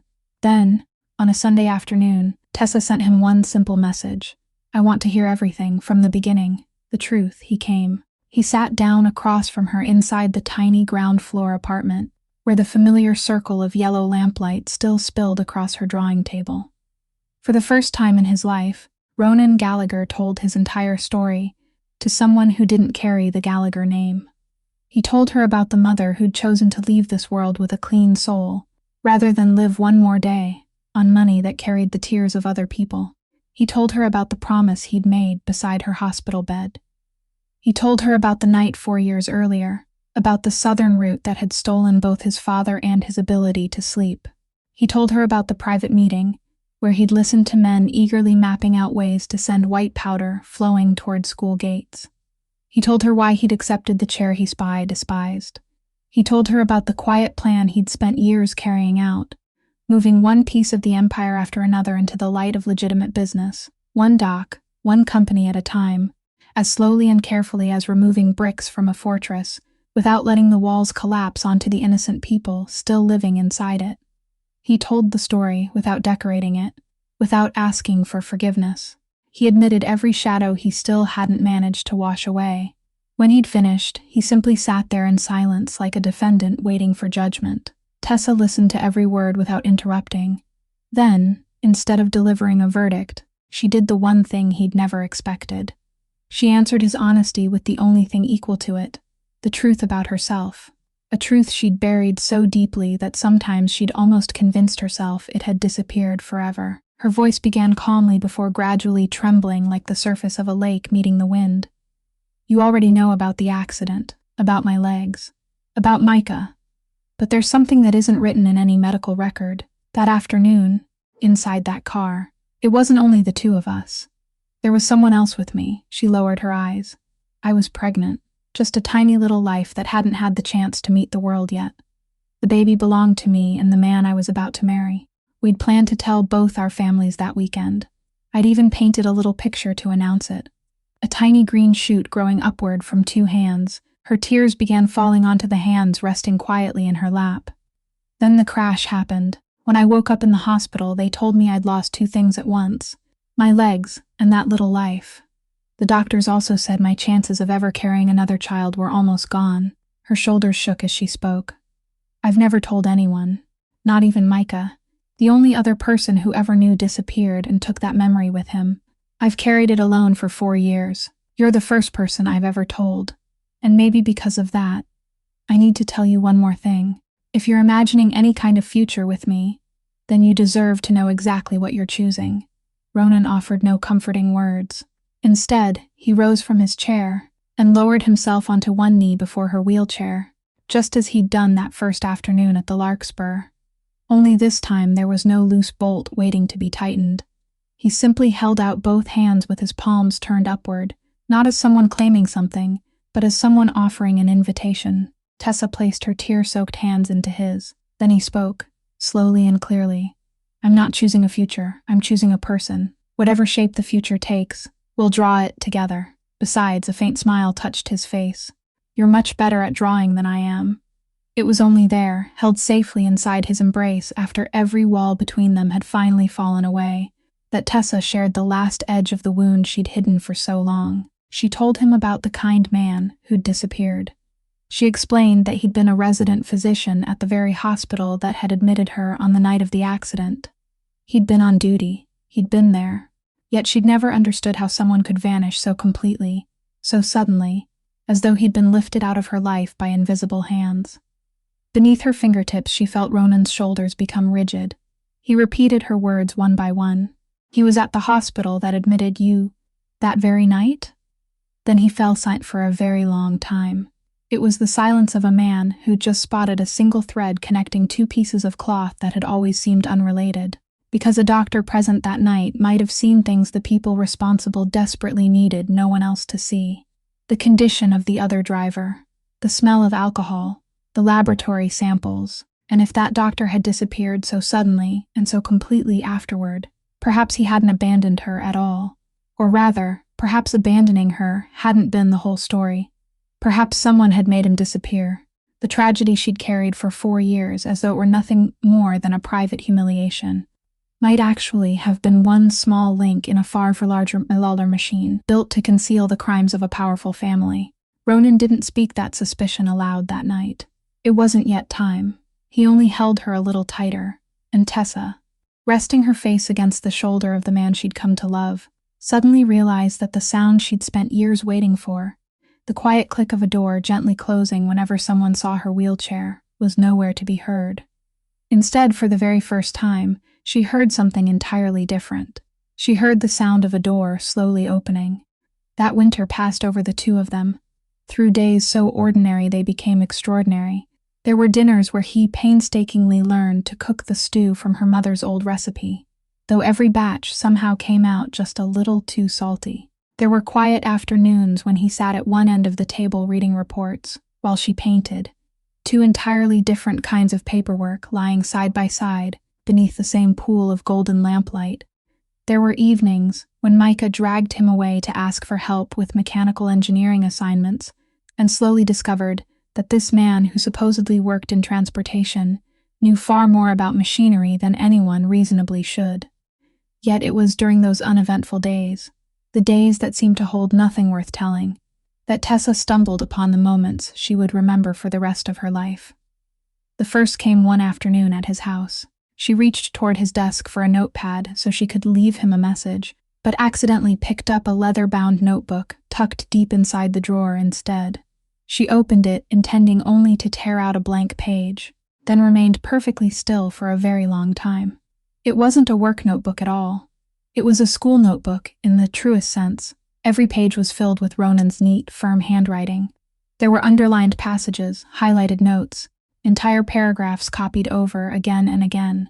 He'd written about the safest angle for wheelchair ramps, about the proper height for countertops within comfortable reach from a seated position, about how to help someone transfer from a wheelchair to another chair in a way that allowed them, not the helper, to stay in control. There was an entire section labeled things never to do. Never push someone's wheelchair without being asked. Never crouch down and speak as though talking to a child. Never praise someone for being inspirational as though simply living were an achievement.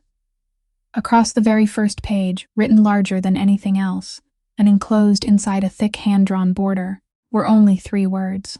Always ask first. Tessa turned each page with fingers that had begun to tremble.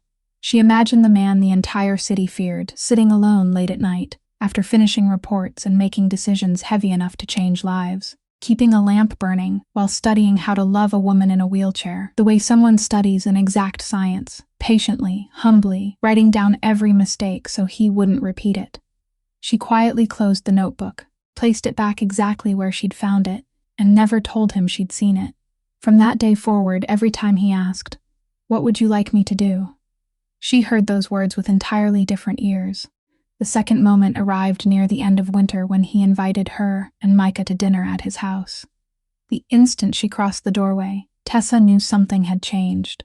Not the obvious sort of change that came from new furniture or expensive renovations, but the kind only someone sitting at her height could ever notice. The raised thresholds between rooms had disappeared, replaced by perfectly level floors. The spaces between tables and chairs had been widened just enough for a wheelchair to turn comfortably. The light switches had been lowered until they rested within easy reach of her hand. Then there was the kitchen. That magnificent kitchen, which had once seemed as impossibly tall as the counter in a luxury hotel, now included an entire lowered section of countertop, with open space beneath it for a wheelchair to roll comfortably underneath. There was a single lever faucet, drawers that glided open with almost no effort. Every alteration had been carried out with such quiet elegance that it blended seamlessly into the rest of the house. Nothing looked modified. Nothing suggested accommodation. When she turned toward him, unable to find any words at all, he merely shrugged and answered lightly, "A home should fit the people who live in it. It doesn't make much sense expecting people to fit the house instead." Then he quickly wandered off to check the oven, as though trying to escape the moment altogether. But Tessa had already understood. This man hadn't built her a beautiful cage wrapped in kindness. He'd quietly removed one brick after another, from the walls surrounding his own world, until her life could roll into it as naturally as coming home. She never thanked him. She knew he neither needed nor wanted those words. Instead, over the following weeks, she quietly created the third gift, one belonging entirely to her. On the nights he believed she was simply painting commissioned illustrations, she painted him instead. The painting was finished on the first warm, sunny day of early spring. Wrapped in plain brown paper and tied with rough twine, she left it upon his desk. When Ronan opened the package, he stood motionless for so long that Connor knocked twice without receiving an answer. The painting showed that rainy afternoon at the Larkspur from behind Tessa's own point of view. A broad-shouldered man wearing a dark coat knelt on one knee beside a wheelchair, his head slightly bowed, one hand resting gently upon a tiny loose bolt. The restaurant around them dissolved into soft gray washes of rain, yet the small space between those two people glowed with a warm honey-colored light, a light that came from no lamp anywhere within the painting itself. In the lower corner, where an artist normally signed her name, she'd written only one quiet line in delicate brushstrokes. The day the light stayed on. Ronan hung the painting inside the office overlooking the harbor, directly opposite his desk. From that day forward, whenever another sleepless night found him surrounded by the heaviest decisions of his life, the first thing he saw when he lifted his eyes was no longer the darkness stretching across the city. It was the afternoon he'd knelt beside a wheelchair, and the moment an entirely different life had quietly opened its door and invited him. Inside, spring arrived hand in hand with a storm, and that storm crashed into their lives from two different directions during the very same week. The first came in the form of a file the legal team placed upon Ronan's desk. The largest transaction in his entire plan to move the Gallagher empire into legitimate business, the sale of a major warehouse complex to one of the country's most respected investment funds, had reached the final stage before signing. Among the names of the representatives flying into Boston for the ceremony, one name held his attention for a very long time: Wade Corbin, the privileged son of a powerful political family, the director of strategic partnerships for the investment fund. To anyone else, it would have been nothing more than black ink on white paper. But Ronan had heard that name once before, from Tessa herself, on the night she'd finally spoken about the afternoon that had stolen far more from her than the use of her legs. Until that moment, he'd never had a reason to look into the Corbin family. That very night, he quietly ordered his people to dig through every corner of Wade Corbin's past, thoroughly, and without drawing attention. What they uncovered over the following days made Ronan's hand tighten around the edge of his wooden desk. The accident report from that night contained strange omissions. A personal driver had stepped forward to accept responsibility in exchange for an inexplicably generous settlement. Laboratory samples had been officially listed as lost. A resident physician had resigned without warning before leaving the state only a short time afterward. Every piece aligned into one unmistakable line leading toward a single truth. The man who had shattered the life of the woman Ronan loved had never paid for what he'd done, not for a single day. Now fate had placed that very man across the signing table from him, close enough to reach, so close that, with nothing more than a single nod delivered according to the rules of Ronan's old world, Wade Corbin could disappear, without leaving behind the slightest trace. The second side of the storm arrived late on the weekend night, not from an enemy, but from the man Ronan trusted more than anyone else. Connor knocked on the office door very late, and the moment it closed behind him, the salt and pepper-haired man, who had served 2 generations of the Gallagher family, did something Ronan had never witnessed in all those years. Connor dropped to his knees. His voice shattered as he confessed. His daughter, the grown woman who'd lived in another city her entire life, because he'd hidden her away from the darkness surrounding his own, had been taken by Doyle's people not long after the warehouse meeting. They'd sent him a photograph and a phone. From that day forward, he'd answered every question they asked. Ronan's schedule, business dealings, and even her, the woman in South Boston. His voice broke completely there. He knew, he said, that by the laws of their world he deserved death. He wasn't asking for mercy. He asked only one thing: save his daughter first, then punish him afterward. She knew nothing about the world her father belonged to. She was innocent. Ronan stood perfectly still, looking at the man who'd once carried him as a child, now kneeling with his head bowed to the floor. Rage and heartbreak twisted together into something cold enough to freeze the air itself, because in that single instant, he understood Doyle had never truly retreated after the warehouse confrontation. He had merely changed the game. He'd found Connor's weakness and used it to pierce the innermost circle around Ronan, which meant he'd almost certainly discovered Ronan's own weakness as well, the woman living inside that little ground-floor apartment. Doyle closing in from the darkness, Corbin closing in from the daylight, 2 jaws of the same trap slowly tightening around the people Ronan loved. He helped Connor back to his feet and spoke only a few words. "Your daughter is coming home. We'll deal with the rest afterward." Then he spent the entire night sitting alone before the painting titled "The Day the Light Stayed On." Inside his mind stretched 2 completely different roads. The old road, fast, efficient by the standards of darkness, one order for Doyle to disappear, one carefully arranged accident for Wade Corbin. Every threat extinguished before another week had passed. Then there was the new road, slow, dangerous, one that exposed Ronan himself to the law, yet it was also the only road with light waiting at the end. The following afternoon he carried both roads to Tessa. He told her everything. About Wade's role in the upcoming business deal, about everything his investigation had uncovered from the night of her accident, about Connor and his kidnapped daughter, about the 2 choices tearing him apart. Then he said quietly, "If you only nod your head, the man who destroyed your life will pay before this week is over. No courtroom will ever need to convene." Tessa sat in silence for a very long time, looking down at the hands she'd once soaked in ice water night after night. Finally she lifted her eyes. They were red with tears, but her voice was as steady as bedrock. She spoke the words that would determine everything that followed. "Listen to me. If you punish him that way, then he wins, because he'll have turned you into exactly what he is, someone who believes he's above the laws that govern everyone else. And then your mother will lose not only her husband, but her son to the very same darkness. I don't need revenge, Ronan. I've lived in this wheelchair for 4 years, and what I need isn't one more broken man. What I need is to see justice with my own eyes just once in my life. Even if it's slow, even if it's difficult, let me see that justice exists. Save Connor's daughter with the man you've become, not with the hands you used to have." Then she reached across, took his hand firmly inside both of hers, and squeezed it tight. "As for me, I'll stay beside you on that slower road." All the way to the end, the plan to rescue Connor's daughter began in absolute silence. Just as he'd promised, Ronan relied on a cool head instead of old instincts. A staged exchange was carefully arranged to lure Doyle's men into revealing their location.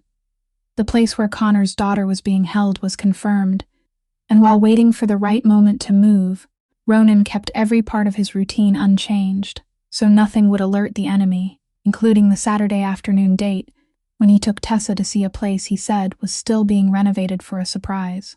It was during that seemingly harmless afternoon that Doyle chose to strike, because the old fox understood something Connor had unknowingly taught him.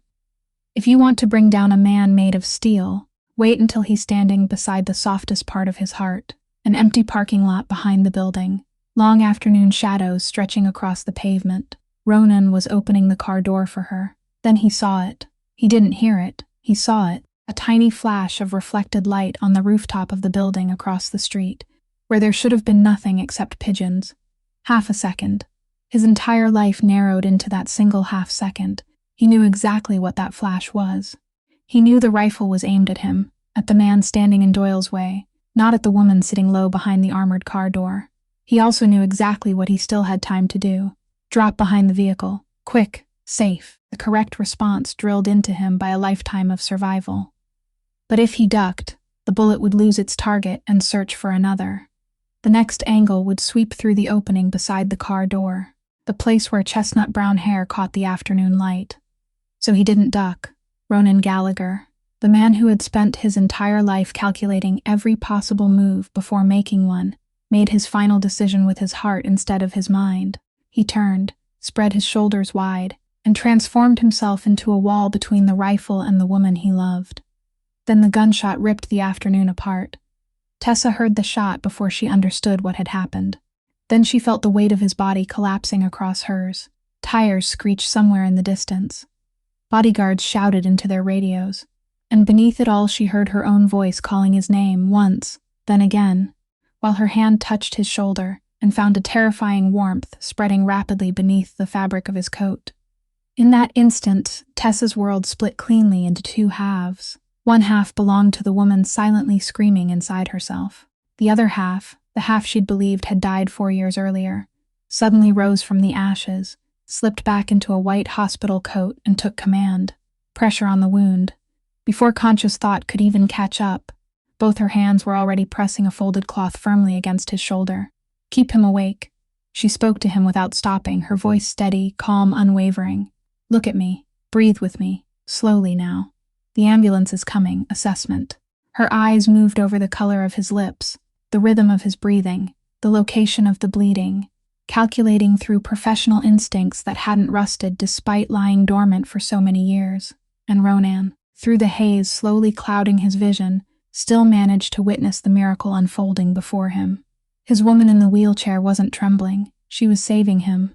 Her face was as calm as the surface of a still lake, and her gray eyes burned like twin beacons. He started to smile, trying to say something, but she interrupted him with a quiet scolding. Save your strength. You can talk later, and he obeyed without argument. For the first time in his life, someone dared scold the head of the Gallagher family, and the head of the Gallagher family answered with a smile.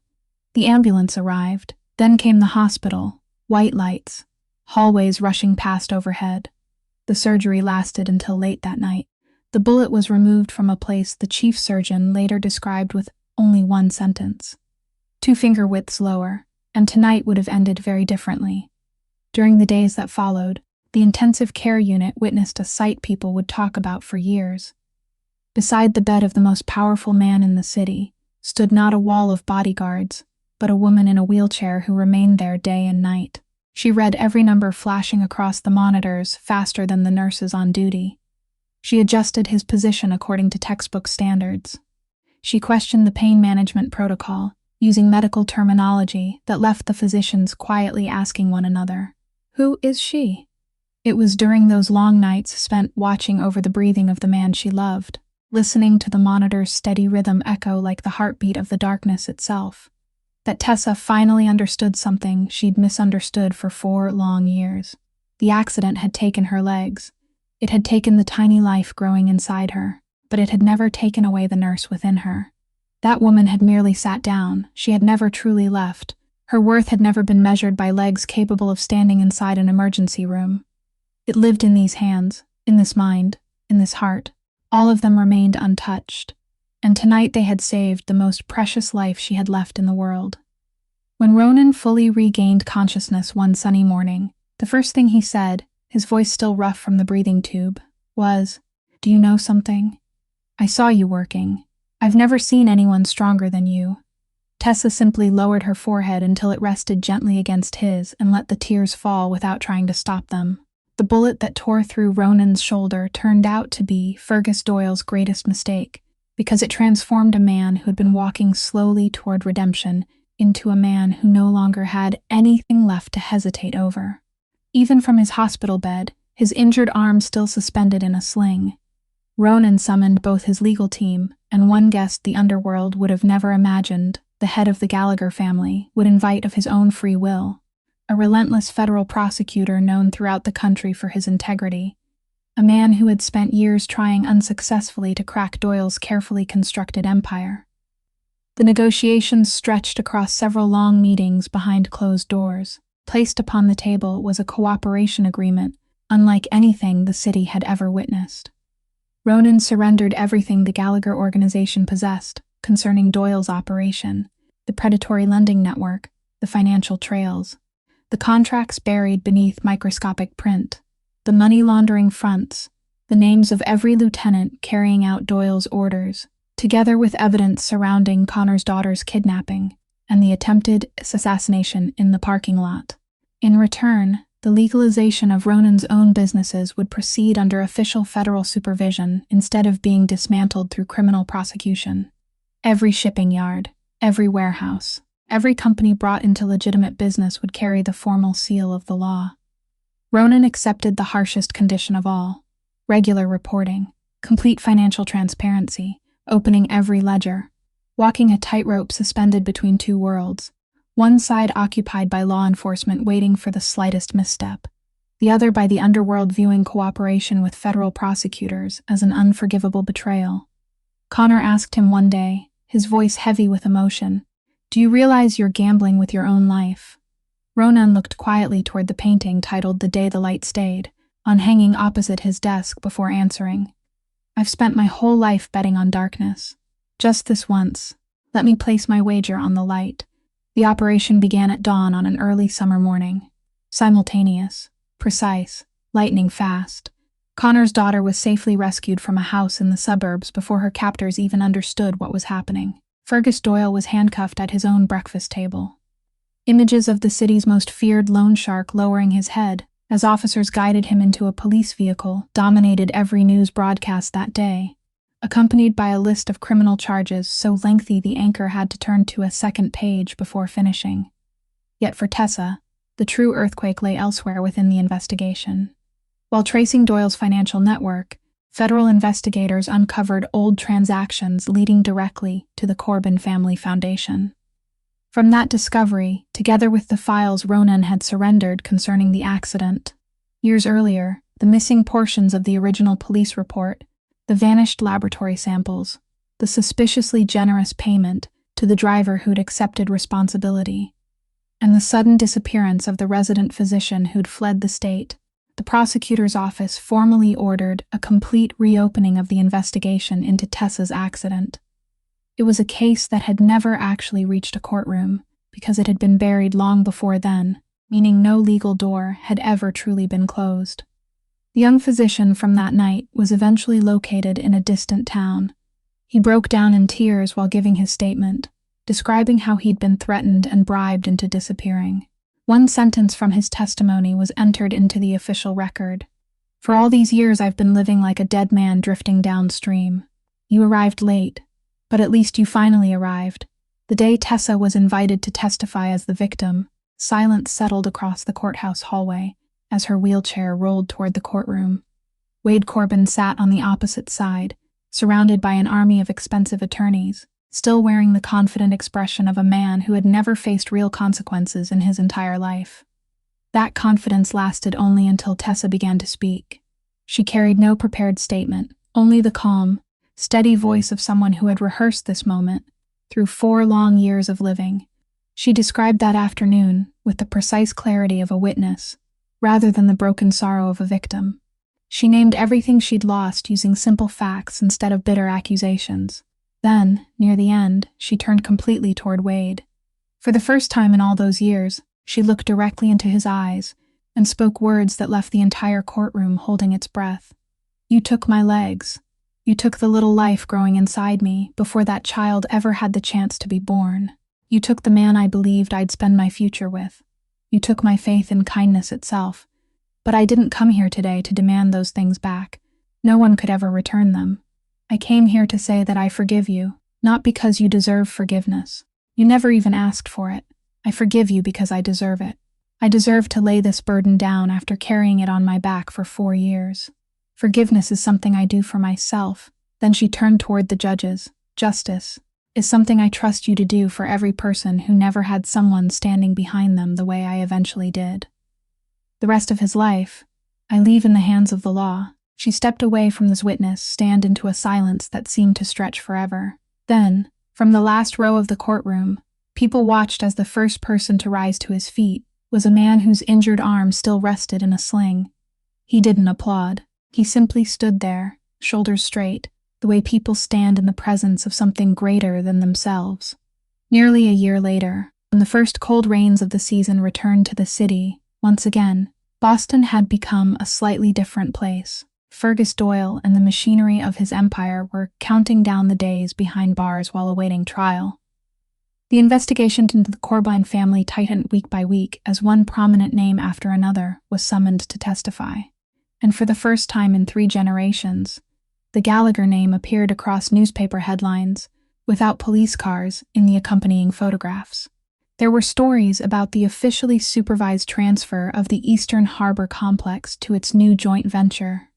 There were reports announcing that Gallagher Transportation had publicly listed the first divisions of its legitimate businesses. The journey toward legitimacy wasn't finished yet, but it had passed the point where there was no turning back. Hidden among those articles was one small announcement that almost no one noticed. Yet it brought tears to the eyes of 2 people. A scholarship fund had been established in memory of a woman who had long since passed away, created for financially struggling students who were themselves victims of traffic accidents or family members of accident victims. At the very top of the first list of scholarship recipients, printed in bold letters, stood the name Micah Monroe, Engineering Department. The young college student remained standing before the announcement board on campus for a very long time before taking a photograph and sending it to his sister with a message that read, "Tessa, from now on, I'll be going to school with money from a grandmother I never had the chance to meet, and I'm going to study hard enough to make her proud." Then came that Friday afternoon when Ronan told Tessa, "I'd like to show you the surprise that was still under construction before. It's finally finished now." Their car wound through familiar streets before stopping at an address that made her heart catch for a single beat. The Larkspur, the restaurant where their anonymous first date had taken place. Yet this was a completely transformed Larkspur. Beneath the restaurant's wooden sign, another smaller line had been carved into the wood. A place where every path is open. When the wide entrance door swung open without a single step blocking the way, Tessa rolled inside and instantly understood what she was standing in. Ronan had purchased the entire restaurant, then rebuilt it into a place where she and everyone like her could come exactly as everyone else did. The pathways between the tables were wide enough for a wheelchair to turn comfortably. Tables of different heights blended naturally together, as though they'd always been designed that way. Gentle ramps replaced every change in floor level. The bar included a lowered section within easy reach, and that afternoon every member of the staff greeted her by looking directly into her eyes instead of down at her wheelchair. She rolled through that beautiful space with tears stinging her nose, because this wasn't a gift created only for her. It was a declaration built from wood and stone, declaring that the world could absolutely be designed to include everyone, if only someone was willing to begin. The little corner table from that rainy afternoon remained exactly where it had always been, preserved like a treasured cornerstone. When she stopped beside it, Ronan didn't sit across from her. Instead, he walked around the table, and before her eyes, before Bridget and Micah, who somehow had been standing quietly in the corner all along with tear-filled eyes, He lowered one knee to the floor beside her wheelchair in exactly the same position he'd taken that rainy afternoon long ago. Only this time he wasn't holding a wrench. Instead, he carried a small wooden box. He opened the lid. Resting upon dark velvet lay a simple ring, glowing with quiet elegance. Beside it, displayed with exactly the same reverence, lay an old tarnished bolt. "Do you remember it?" he asked, his voice low and unhurried. "The bolt I tightened for you the first day we met. I asked your permission to keep it when I replaced it with a new one. And today, I have to confess something I've kept hidden from you for almost a year." He smiled shyly. "That afternoon, nothing about it was actually an accident. Bridget had kept me completely in the dark, wanting to see how I would react when I saw you. But the moment you rolled through that door, I didn't see an obstacle. I saw a woman who took my breath away. And because my life has forced me to notice every shifting detail in a room to survive, my eyes instantly caught the slight wobble in your front wheel and how you leaned to balance it. I didn't know anything about wheelchairs, but I knew machinery, and I knew a loose bolt when I saw one. Kneeling down wasn't a calculated move to impress you. It was the only way I knew how to quiet my own racing heart, by focusing on something I could actually fix for you right then and there. I wanted that if there was ever something in your world that needed a helping hand, my hand would simply know how to be useful to you, without pity and without hesitation." Before he'd even finished speaking, a sound escaped Tessa that was somewhere between laughter and a sob. The moment that had breathed life back into her heart all those months before hadn't been a miracle falling from the sky after all. It had been something a nervous, awkward man had carefully prepared through countless anxious nights, and somehow, dear God, that was infinitely more precious than any miracle could ever have been. So when he lifted the ring, took a deep breath, and had barely managed to begin, "Tessa Monroe, will you?" She was already leaning forward, wrapping both arms around his neck. Her whispered, "Yes," dissolved into tears against his shoulder before he'd even finished asking the question, while applause burst through the restaurant behind them. Two younger siblings stood there crying, one weeping from overwhelming happiness, the other because a debt of gratitude carried for so many years had finally been repaid in a way more beautiful than any dream could ever have imagined. The wedding was planned for the spring, but the moment that little family would remember forever arrived much sooner, on an ordinary Sunday morning that no one had prepared for. The four of them had arranged to take a walk through Franklin Park. Bridget and Ronan were several steps ahead, happily arguing over the wedding menu, while Micah walked beside his sister's wheelchair the way he had ever since he was a little boy. Early spring sunlight spilled golden across the gravel path. Then they reached the gentle hill, the very same slope where the two siblings had once raced each other to the top. Micah suddenly slowed to a stop. He stood in silence for a long moment before speaking, his voice calm, every word perfectly clear. "Tessa, you're in a wheelchair. This hill is a little long. Let me push you up." Tessa froze in the middle of the path and slowly looked up at her brother. Because after all these years, this was the first time those words had ever been spoken. Not another question about going for a run. Not another gentle lie wrapped inside tomorrow. This was simply the truth, spoken by her brother himself as naturally as someone commenting on the weather. Micah met her eyes and smiled softly before continuing the secret he'd carried alone for so long. "Don't look so surprised. My memory really does have holes in it. The doctors were right.